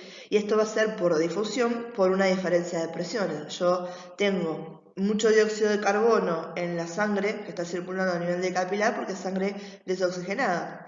Y las proporciones de oxígeno que están en el aire que uno inspira son mayores a las que están a nivel sanguíneo, ¿sí? Y las de dióxido de carbono son menores. Entonces tengo más oxígeno acá y más dióxido de carbono acá. Entonces lo que voy a hacer por compensatorio, el oxígeno difunde hacia el capilar, mientras que el dióxido de carbono difunde hacia el alveolo. ¿Bien? Entonces lo que tenemos es que ahora el dióxido de carbono lo podemos expulsar en la expiración y la sangre oxigenada me va a llevar, ¿sí?, todo ese oxígeno hacia las venas pulmonares.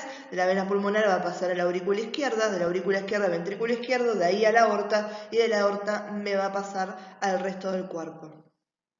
Bien, a nivel celular tenemos el otro intercambio gaseoso, al que llamamos intercambio gaseoso a nivel del capilar, hematosis a nivel del capilar o respiración interna, ¿sí? Acá las células reciben ese oxígeno, ¿sí?, porque ellos lo necesitan para metabolizarlo y producir un montón de valores energéticos, ¿sí?, todo lo que es la cadena respiratoria, la respiración celular, ¿bien? Y en esa metabolización del oxígeno producen dióxido de carbono, ¿sí? Entonces cuando está llegando la sangre oxigenada, las concentraciones acá son diferentes. Yo tengo más oxígeno en el capilar que en la célula. En la célula tengo más dióxido de carbono porque el que ya le había venido antes lo consumió.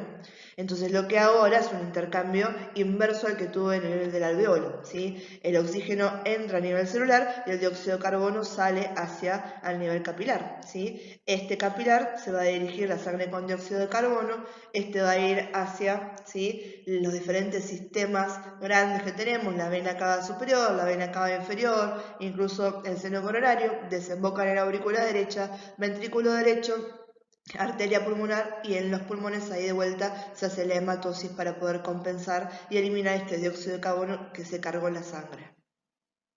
Bien, de esta diapo lo que más me interesa es que recuerden cuáles son los procesos fisiológicos responsables de la respiración, que hablamos de dos, hablamos de convección y hablamos de difusión, ¿sí? Ahora leemos cuáles son las definiciones, pero lo que tienen que entender ustedes es que cuando hablamos de convección o difusión, siempre estamos hablando de que va a haber un intercambio desde una zona de mayor concentración a una zona de menor concentración, ¿bien? Y lo que va a cambiar entre convección y difusión va a ser cuál es la variante predominante. Cuando hablamos de convección, la variante que predomina es el movimiento, ¿sí?, y la fuerza, la intensidad de ese movimiento. Y cuando hablamos de difusión, lo que predomina, ¿sí?, van a ser las presiones, y ahí entran aparejadas, sobre todo como un concepto importante, las áreas de superficies en las cuales se van a hacer este intercambio. Por eso fíjense en que acá arriba tenemos que empieza por convección externa, ¿sí? ¿Cuántas veces yo respiro? ¿Sí? Depende de eso, estoy haciendo ingresar a cierto volumen. A nivel del pulmón, ¿sí?, yo estoy hablando de difusión. Ahí tengamos la superficie del alveolo con la superficie del capilar. A nivel sanguíneo, otra vez estamos hablando de perfusión, ¿sí?, qué tan rápido está circulando eso en sangre. Y a nivel, ¿sí?, de lo que va a ser el intercambio capilar, ahí tenemos otra vez el intercambio de los capilares con las células. Bien, entonces ahí volvemos a hablar de difusión, ¿sí? Entonces convección, difusión, convección, difusión. Convección estamos hablando de movimiento y difusión estamos hablando de intercambio de presiones, ¿sí? Y sobre todo uno de los parámetros importantes son las áreas de superficie. Bien, entonces, leyendo las definiciones decimos que convección es el movimiento de un gas desde una zona de alta concentración a una de baja concentración en función del movimiento del medio en que se encuentra. Por eso las variantes pueden ser latidos minutos, volumen minuto, la distribución del flujo sanguíneo, ¿sí? Cuando hablamos de difusión, es el movimiento de moléculas de un gas de una alta concentración a una baja concentración de acuerdo a sus presiones parciales individuales. Por eso las variantes en concentración van a ser el área de superficie de las células, la densidad mitocondrial o capilar, ¿sí?, concentración de las enzimas respiratorias. Bien, y después acá arriba tenemos las dos formulitas de convección y difusión. Eso simplemente a modo de que tengan un dato extra, chicos. Yo no les voy a pedir que me den la fórmula de convección ni la fórmula de difusión, ¿sí? Pero fíjense que nos están hablando, ¿sí?, de volumen sanguíneo, porque están hablando de capacidad de difusión, ¿sí?, a través de las presiones, ¿bien? Y están poniendo esas formulitas porque le están poniendo de manifiesto qué es lo más interesante o lo prevalente en estos dos conceptos. Bien, ahora vamos a hablar de pleura. Pleura es una membrana serosa que va a estar recubriendo ambos pulmones, ¿sí? y se va a estar dividiendo, ¿sí?, en dos hojas, una hoja parietal, una hoja visceral, y en medio de esas dos hojas va a quedar algo que se llama cavidad pleural, ¿sí? Esa cavidad pleural es sumamente importante, ¿sí?, porque ahí es un espacio que se llaman espacios potenciales. ¿Qué quiere decir? Que es un espacio que en condiciones normales tiene muy pequeñas cantidades de líquido, lo suficiente para que no haya fricción entre ambas hojas de la pleura y no se lastimen, ¿sí? Pero cuando el paciente tiene algún tipo de patología, ¿sí?, se acumulan un montón de líquidos, que esos líquidos van a ser, ¿sí?, uno los pincha, ¿sí?, para poder llevarlo al laboratorio y que me digan, bueno, ¿qué tengo acá? Tengo muchas proteínas, ¿sí? ¿Qué es el contenido de esto? Quiero saber si es un exudado, si es un trasudado, ¿sí? Eso después lo van a ver más adelante. Pero bueno, es muy importante en cuanto a la clínica del paciente, cómo va a estar. Si tengo eso, obviamente ya empieza a perder capacidad respiratoria, ¿sí? Y si tengo un paciente que está internado y tiene puesto un tubo de drenaje que le hicieron una toracocentesis, que es lo que se hace justamente para poder drenar ese líquido, cómo tengo que curarlo, que tengo que tener cuidado, ¿sí? Entonces la verdad que es algo interesante que lo tengan en cuenta, ¿sí?, y que lo conozcan. Entonces, como les decía, cada uno de nuestros pulmones está recubierto por esta membrana serosa, este saco seroso, ¿bien? Y la pleura cuenta con dos membranas continuas, ¿sí? Una va a ser, ¿sí?, pleura visceral y otra va a ser la pleura parietal, o se dice también hoja visceral y hoja parietal, ¿sí? Cualquiera de las dos formas está bien dicho. Ahora, cuando decimos visceral, chicos, para que ya les quede, porque esto es un concepto que se va a repetir cuando veamos corazón, ¿sí?, hablemos del pericardio, que cumple la misma función de recubrir el órgano, vamos a hablar también de visceral y parietal. Cuando uno dice visceral, quiere decir que está en contacto con la víscera, que es la víscera del órgano, ¿sí? Entonces, lo que está pegado al órgano, en este caso pegado al pulmón, es la pleura visceral, ¿sí? Recubre al pulmón y se adhiere a su superficie. Se continúa con la pleura parietal, ¿sí?, esto es todo continuo, solamente en la región del ilio, ¿bien? Y la pleura parietal viene de pared, ¿sí? Siempre estamos hablando de lo que se está dirigiendo hacia una región muscular, hacia algo más externo. Entonces vamos a ver que la pleura parietal rodea a las cavidades pulmonares y se adhiere a la pared torácica, ¿sí?, al mediastino y al diafragma. Está formada por 4 porciones, ¿sí? Entonces, pleura visceral está adherida al pulmón. Pleura parietal, ¿sí?, está adherida, ¿sí?, a todo lo que son las cavidades pulmonares, ¿bien? Pared torácica, mediastino y diafragma. Y en esta podemos formar, ¿sí?, podemos delimitar 4 porciones. La porción costal, que cubre la superficie interna de la pared torácica. Esperen que les voy a poner acá el puntero para así les voy mostrando, ¿sí? Entonces, costal sería esta que está acá, ¿sí? Cubre la superficie interna de la pared torácica. Después tenemos a la mediastínica, que es esta que está acá, ¿sí?, esa que me hacía el borde lateral del mediastino. Tenemos a la diafragmática, esta que está acá, que está en contacto con el diafragma, y la que está bien acá arriba, ¿sí?, en la región apical, esa es la cervical, que se va a extender a través del orificio torácico superior, este que ya habíamos nombrado, a la raíz del cuello y nos forma la cúpula pleural sobre el vértice del pulmón, ¿sí? Entonces, pleura parietal tenemos las 4 porciones: costal, mediastínica, diafragmática y cervical. Y esta cervical, ¿se acuerdan cuando habíamos visto los límites del tórax, que habíamos dicho la membrana suprapleural? Bueno, esa membrana suprapleural me está reforzando a la pleura parietal cervical. Y algo muy importante es que entre ambas hojas, o sea, entre la hoja parietal y la hoja visceral, o la pleura parietal y la pleura parietal, existe un espacio que es una cavidad virtual a la que vamos a llamar cavidad pleural, ¿sí? Esta cavidad pleural, ¿sí?, en condiciones normales no tiene contenido. Lo único que va a tener es pequeñas cantidades de líquido pleural seroso, cuya función va a ser actuar de lubricante. Porque, acuérdense, ¿los pulmones iban a ser estáticos? No, todo el tiempo se están moviendo. Entonces, si yo tengo dos hojas que están en contacto permanente, están friccionando una sobre la otra, la fricción va a terminar en lastimar. Entonces necesito algo que haga que ese movimiento de desplazamiento sea fluido. Y eso va a ser ese líquido pleural seroso que es lubricante, ¿sí? Entonces, entre la pleura visceral y la pleura parietal tenemos una cavidad virtual que se llama cavidad pleural, ¿sí? Que en condiciones normales contiene pequeñas cantidades de un líquido ceroso que actúa como lubricante. Y en condiciones patológicas, esta cavidad pleural se vuelve ocupada por sangre, por procesos exudados, por líquidos, ¿bien? Y ahí es donde tenemos el famoso derrame pleural, o tenemos un neumotórax, ¿sí? O un hemotórax, etcétera, que son patologías muy comunes a nivel de los pulmones y que van a pasar por nuestros servicios. Y acá tenemos, para que vean, chicos, acá en lo que están viendo es la pleura, ¿sí? Sin los pulmones, para que vean solamente cómo está esta membrana serosa, ¿bien? Y en esta foto de acá, en este dibujo, está marcada con diferentes colores esas porciones que vimos, ¿bien? Entonces, esta porción que va a estar, ¿sí? Acá, que va a estar bien adentro, ¿sí? Que acá no lo estamos viendo, la que esté en contacto con el órgano, va a ser la pleura visceral, ¿sí? Y cuando hablamos de la pleura parietal, esta que se adhería así externa hacia la pared, ahí teníamos 4, ¿sí? Porciones. Teníamos a la pleura cervical, ¿sí? Que esa pleura cervical me reforzaba esto que se llama membrana suprapleural. Este que está acá es el orificio torácico superior del tórax, ¿sí?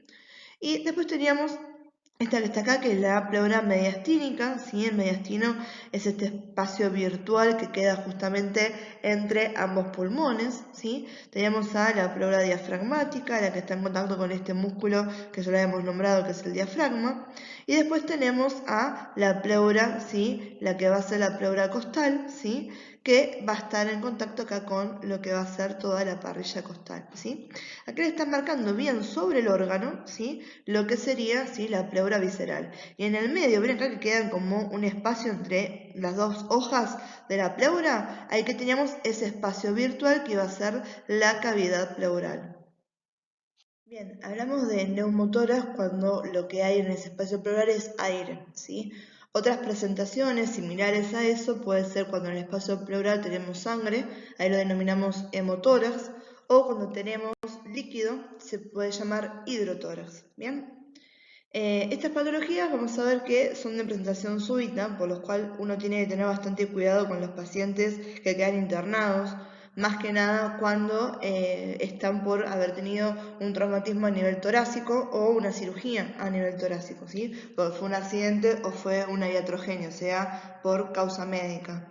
Y si el día de mañana ustedes están en tomografía y hacen punciones bajo tomografía, ¿sí? A nivel del tórax, siempre recuerden cuando terminan de hacer la punción y todo, hacer un volumen completo de pulmón, ¿sí? Porque muchas veces en esa punción que hacen terminan generando un pequeño neumotórax, ¿bien?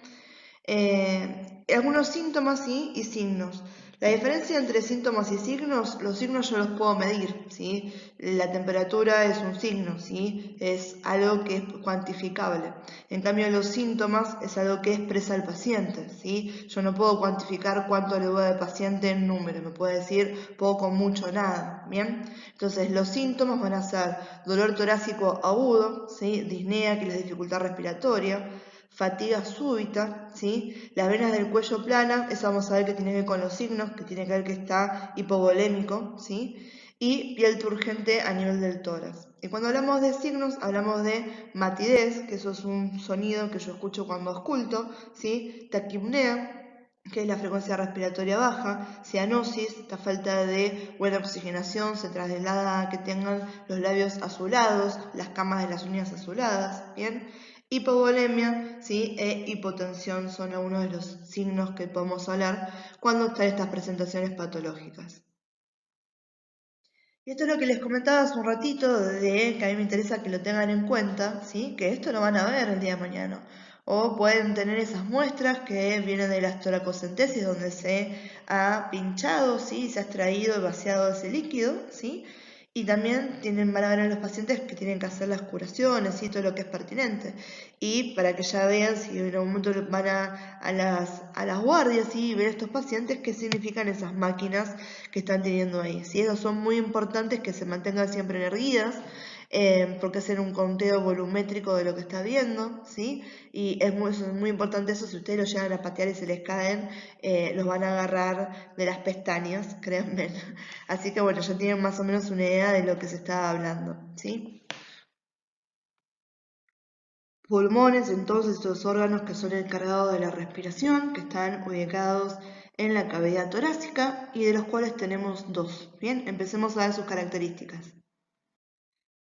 Entonces, fíjense que acá hay conceptos que ya los tenemos en claro. ¿Cuántos pulmones tenemos? Dos, uno derecho y uno izquierdo. ¿Bien? ¿Nos puede faltar un pulmón o parte de un pulmón y seguir vivos? Sí. ¿Nos pueden faltar los dos pulmones y que sigamos vivos? No. ¿Sí? Sin los pulmones no respiramos. Si no respiramos, nos morimos. ¿Bien? Entonces son dos, derecho e izquierdo. Están a ambos lados del mediastino y cada uno está rodeado por su propia cavidad pleural. ¿Sí? ¿Se acuerdan? En la pleura esta membrana serosa que tenía dos hojas, parietal y visceral, y en el medio de esas dos hojas tenía un espacio virtual que se llamaba cavidad pleural. ¿Sí? Vamos a ver que hay diferencias entre las morfologías de los ambos pulmones, ¿sí? Particularmente la distribución de sus lóbulos. El pulmón derecho tiene 3 lóbulos, el pulmón izquierdo tiene 2 lóbulos. Ahora, en líneas generales, cuando uno describe la forma que tiene un pulmón, lo vamos a describir de la misma manera, ¿sí? Entonces se dice, cada pulmón tiene forma como si fuera de medio cono o un cono truncado, ¿sí? Donde se le puede describir una base, un vértice, 2 caras y 3 bordes, ¿sí? La base es la región del pulmón que se apoya sobre el diafragma. El vértice es el ápice, ¿sí? Que se está proyectando por encima de la primera costilla y está ahí donde va a ser la base del cuello. Las caras van a ser una cara costal y una cara mediastínica, ¿sí? La cara costal ya nos está buchoneando el nombre, que va a ser inmediatamente adyacente a las costillas y a los espacios intercostales de la pared torácica, ya de ahí el nombre costal. Mientras que la cara mediastínica nos está avisando que se apoya sobre el mediastino, ¿sí? Anteriormente y en la columna posteriormente, ¿sí? Y en la cara mediastínica es donde tenemos el ilio, que el ilio es esta zona de pasaje y de salida de estructuras hacia el órgano. ¿Bien? Cuando hablamos de los 3 bordes, vamos a hablar de borde inferior, de borde anterior y borde posterior. El borde inferior es agudo y separa a la base de la superficie costal. El borde anterior y posterior separan la superficie costal de la medial y el borde posterior en particular es liso y redondeado, ¿sí? Esto, chicos, las características de cada una de estas cosas, a mí no me interesa en particular que me sepan decir eso. Sí, a grandes rasgos, que si me describen un pulmón, me digan que el pulmón tiene una base, un vértice, 2 caras, costal y mediastínica, y 3 bordes, inferior, anterior y posterior. Yo con eso estoy tranquila, además que sepan que son 2, derecho e izquierdo, y que me puedan decir, ahora que les vamos a ver a fondo, cuáles son las diferencias entre un pulmón y otro, ¿sí? Las diferencias en cuanto a su morfología y las diferencias en cuanto a sus relaciones. Bien, acá tenemos un gráfico, ¿sí? Y fíjense que acá ya estamos integrando. Por acá abajo tenemos al diafragma que ya hablamos, ¿bien? Tenemos pulmón derecho, pulmón izquierdo, acá está la tráquea que ya la conocemos. Las estructuras vasculares ya las nombramos, ¿se acuerdan? Acá es la vena yugular interna derecha, la vena subclavia derecha, vena yugular interna izquierda, vena subclavia izquierda, tronco venoso brachiocefálico izquierdo, tronco venoso brachiocefálico derecho y vena cava superior. Acá tenemos a la arteria aorta en su porción ascendente, el callado de la aorta, ¿sí? El tronco arterial brachiocefálico, arteria subclavia derecha, arteria carótida común o arteria carótida primitiva derecha.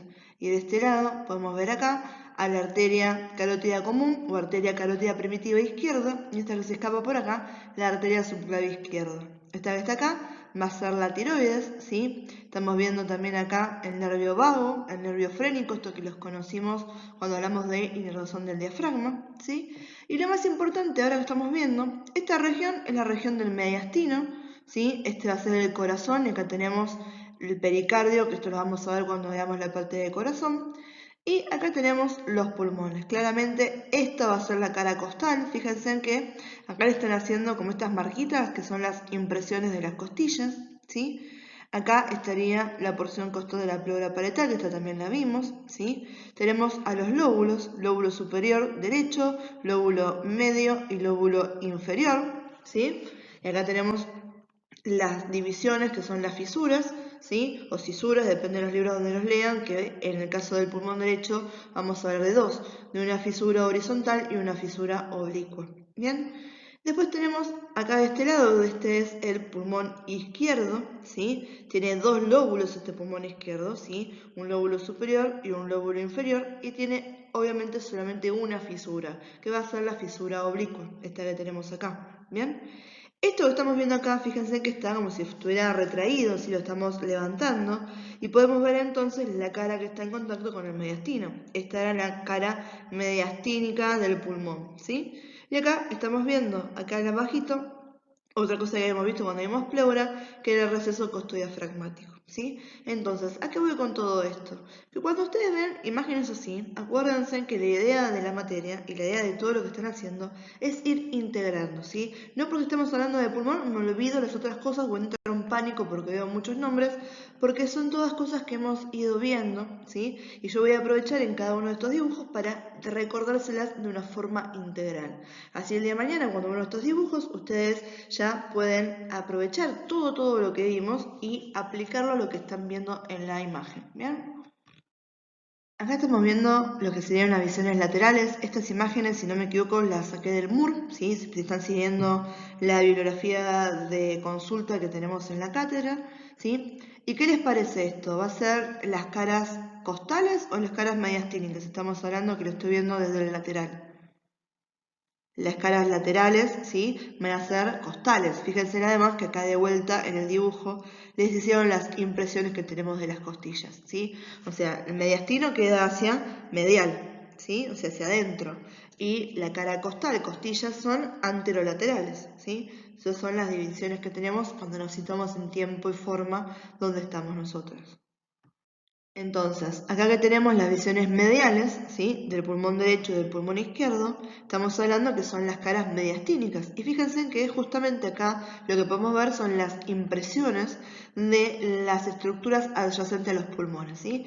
Muy notable, en este que es el pulmón izquierdo, todo el surco para el arco aórtico y para la aorta, que es una arteria de un increíble calibre, ¿sí? Y toda la impresión cardíaca que vamos a tener del lado izquierdo sobre todo, porque cuando veamos corazón va a ser mucho más fácil revisitar estos materiales y entenderlo más a profundidad, porque vamos a ver que la disposición del corazón en el tórax está hacia la izquierda de la línea media, entonces es obvio que la impresión cardíaca del lado izquierdo sea más notoria que del lado derecho, ¿sí? Igualmente del lado derecho, ¿se acuerdan cuando vimos mediastino? Lado azul y lado rojo.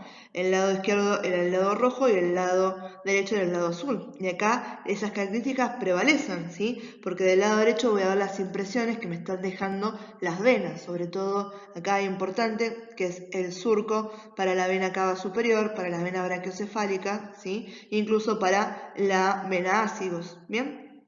Y esta estructura que tenemos acá, ¿sí? Fíjense donde podemos ver el bronquio, podemos ver la arteria pulmonar, podemos ver las venas, ¿sí? Y acá lo mismo, esta área delimitada en la cara medial del pulmón es lo que vamos a llamar ilio y vamos a ver en un ratito.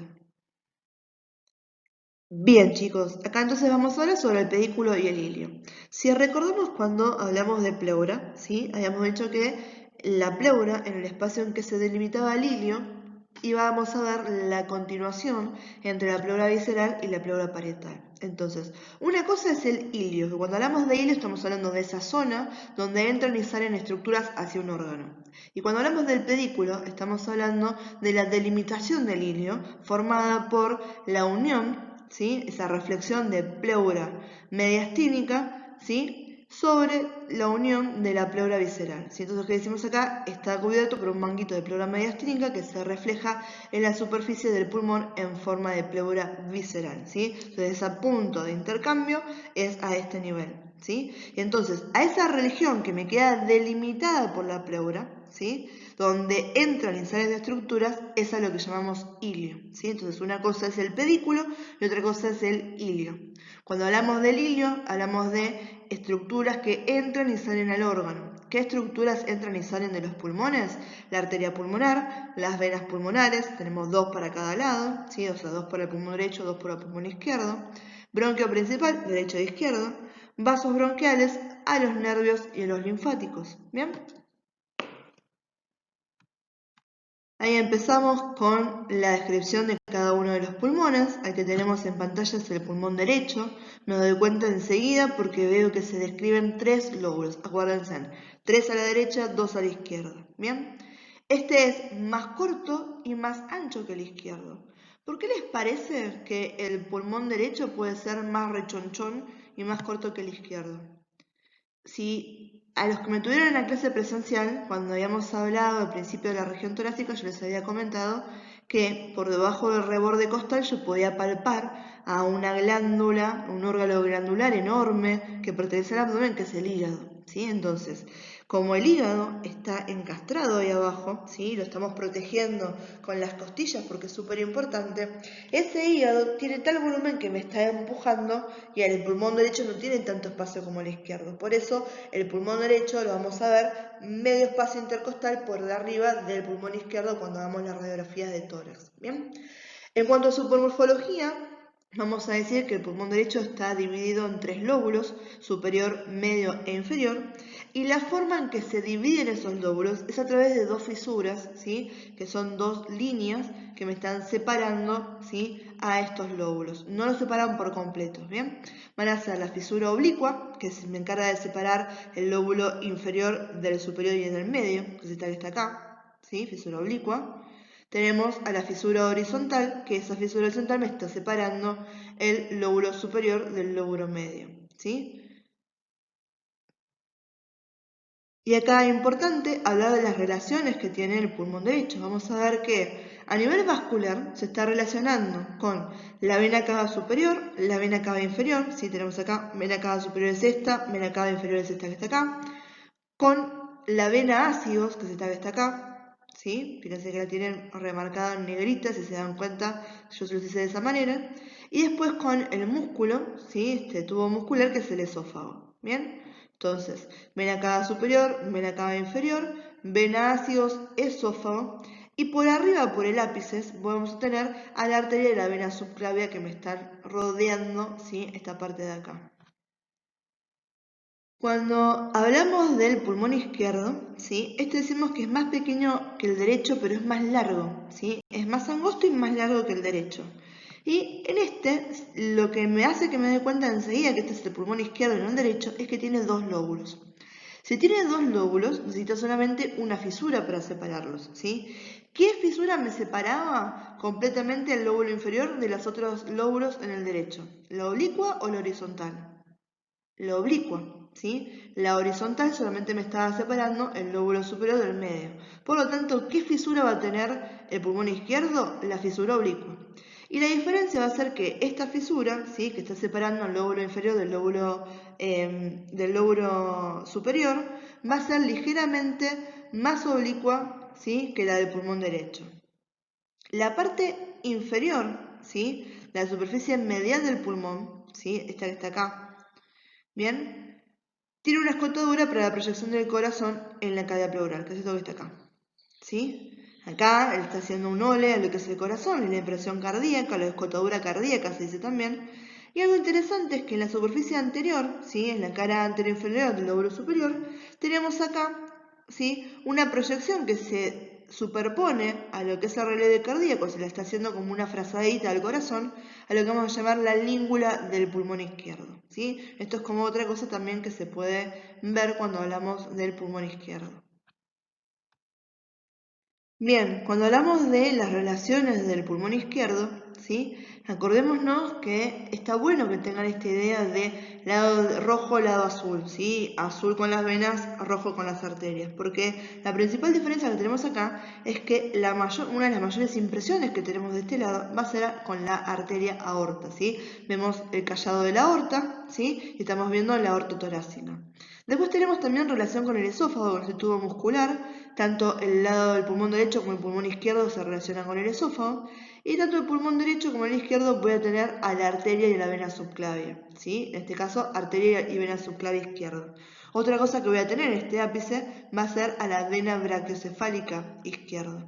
Es importante, ¿sí? Con esta disposición que tiene el corazón, ¿sí? Hacia la izquierda de la línea media, entonces va a ser muy importante la impresión cardíaca que tiene el pulmón izquierdo, ¿sí?